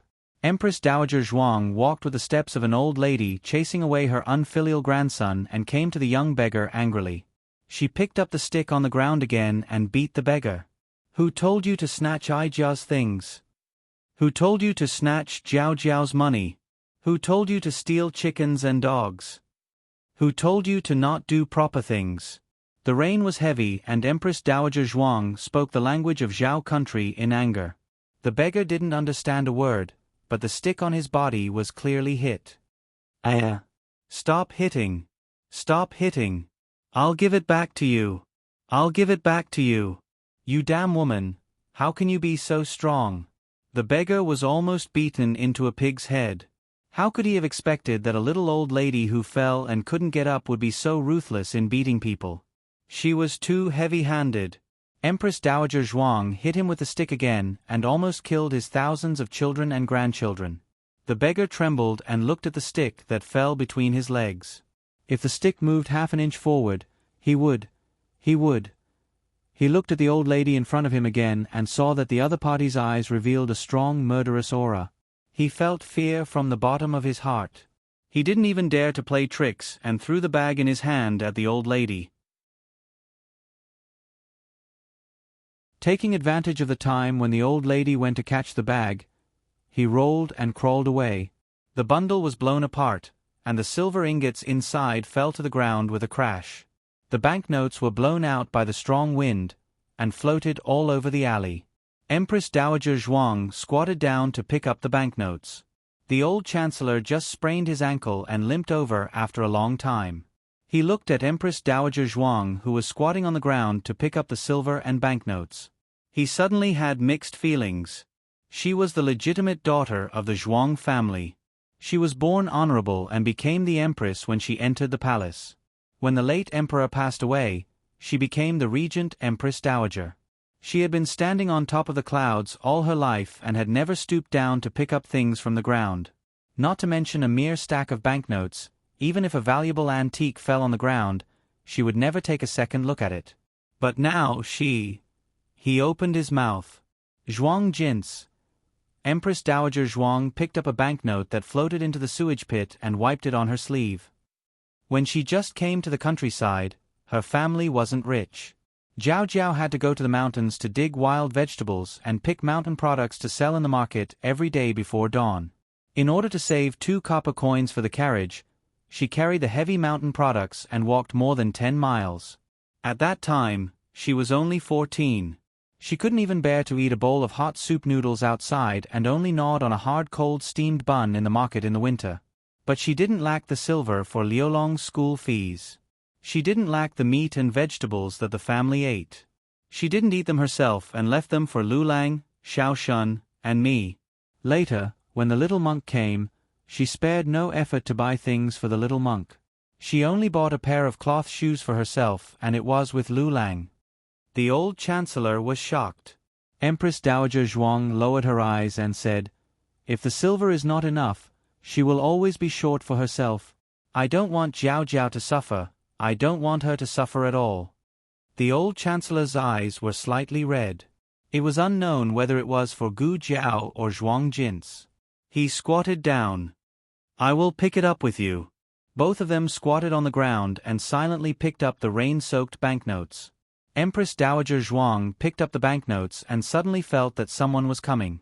She moved her body forward and blocked the banknotes in the puddle in front of her. A young man wearing a straw raincoat, a bamboo hat, and holding a red tasseled spear entered the alley from behind her. Empress Dowager Zhuang didn't care too much and continued to pick up the banknotes. The young man walked past her. When he reached the entrance of the alley, the young man's footsteps suddenly stopped. There were only a few banknotes left and there seemed to be more people coming into the alley. Empress Dowager Zhuang picked up the banknotes faster. Her legs were almost numb from squatting. Suddenly, a familiar voice came from behind her. "Great Aunt?" The latest chapter of this book is not finished yet. For more exciting content, please scan the QR code below to download the app. The novel is more complete and updated faster. Millions of novels are free to read. There are novels with connotations that can't be found on the internet here. https://www.zhbqg.com/89642-826408399.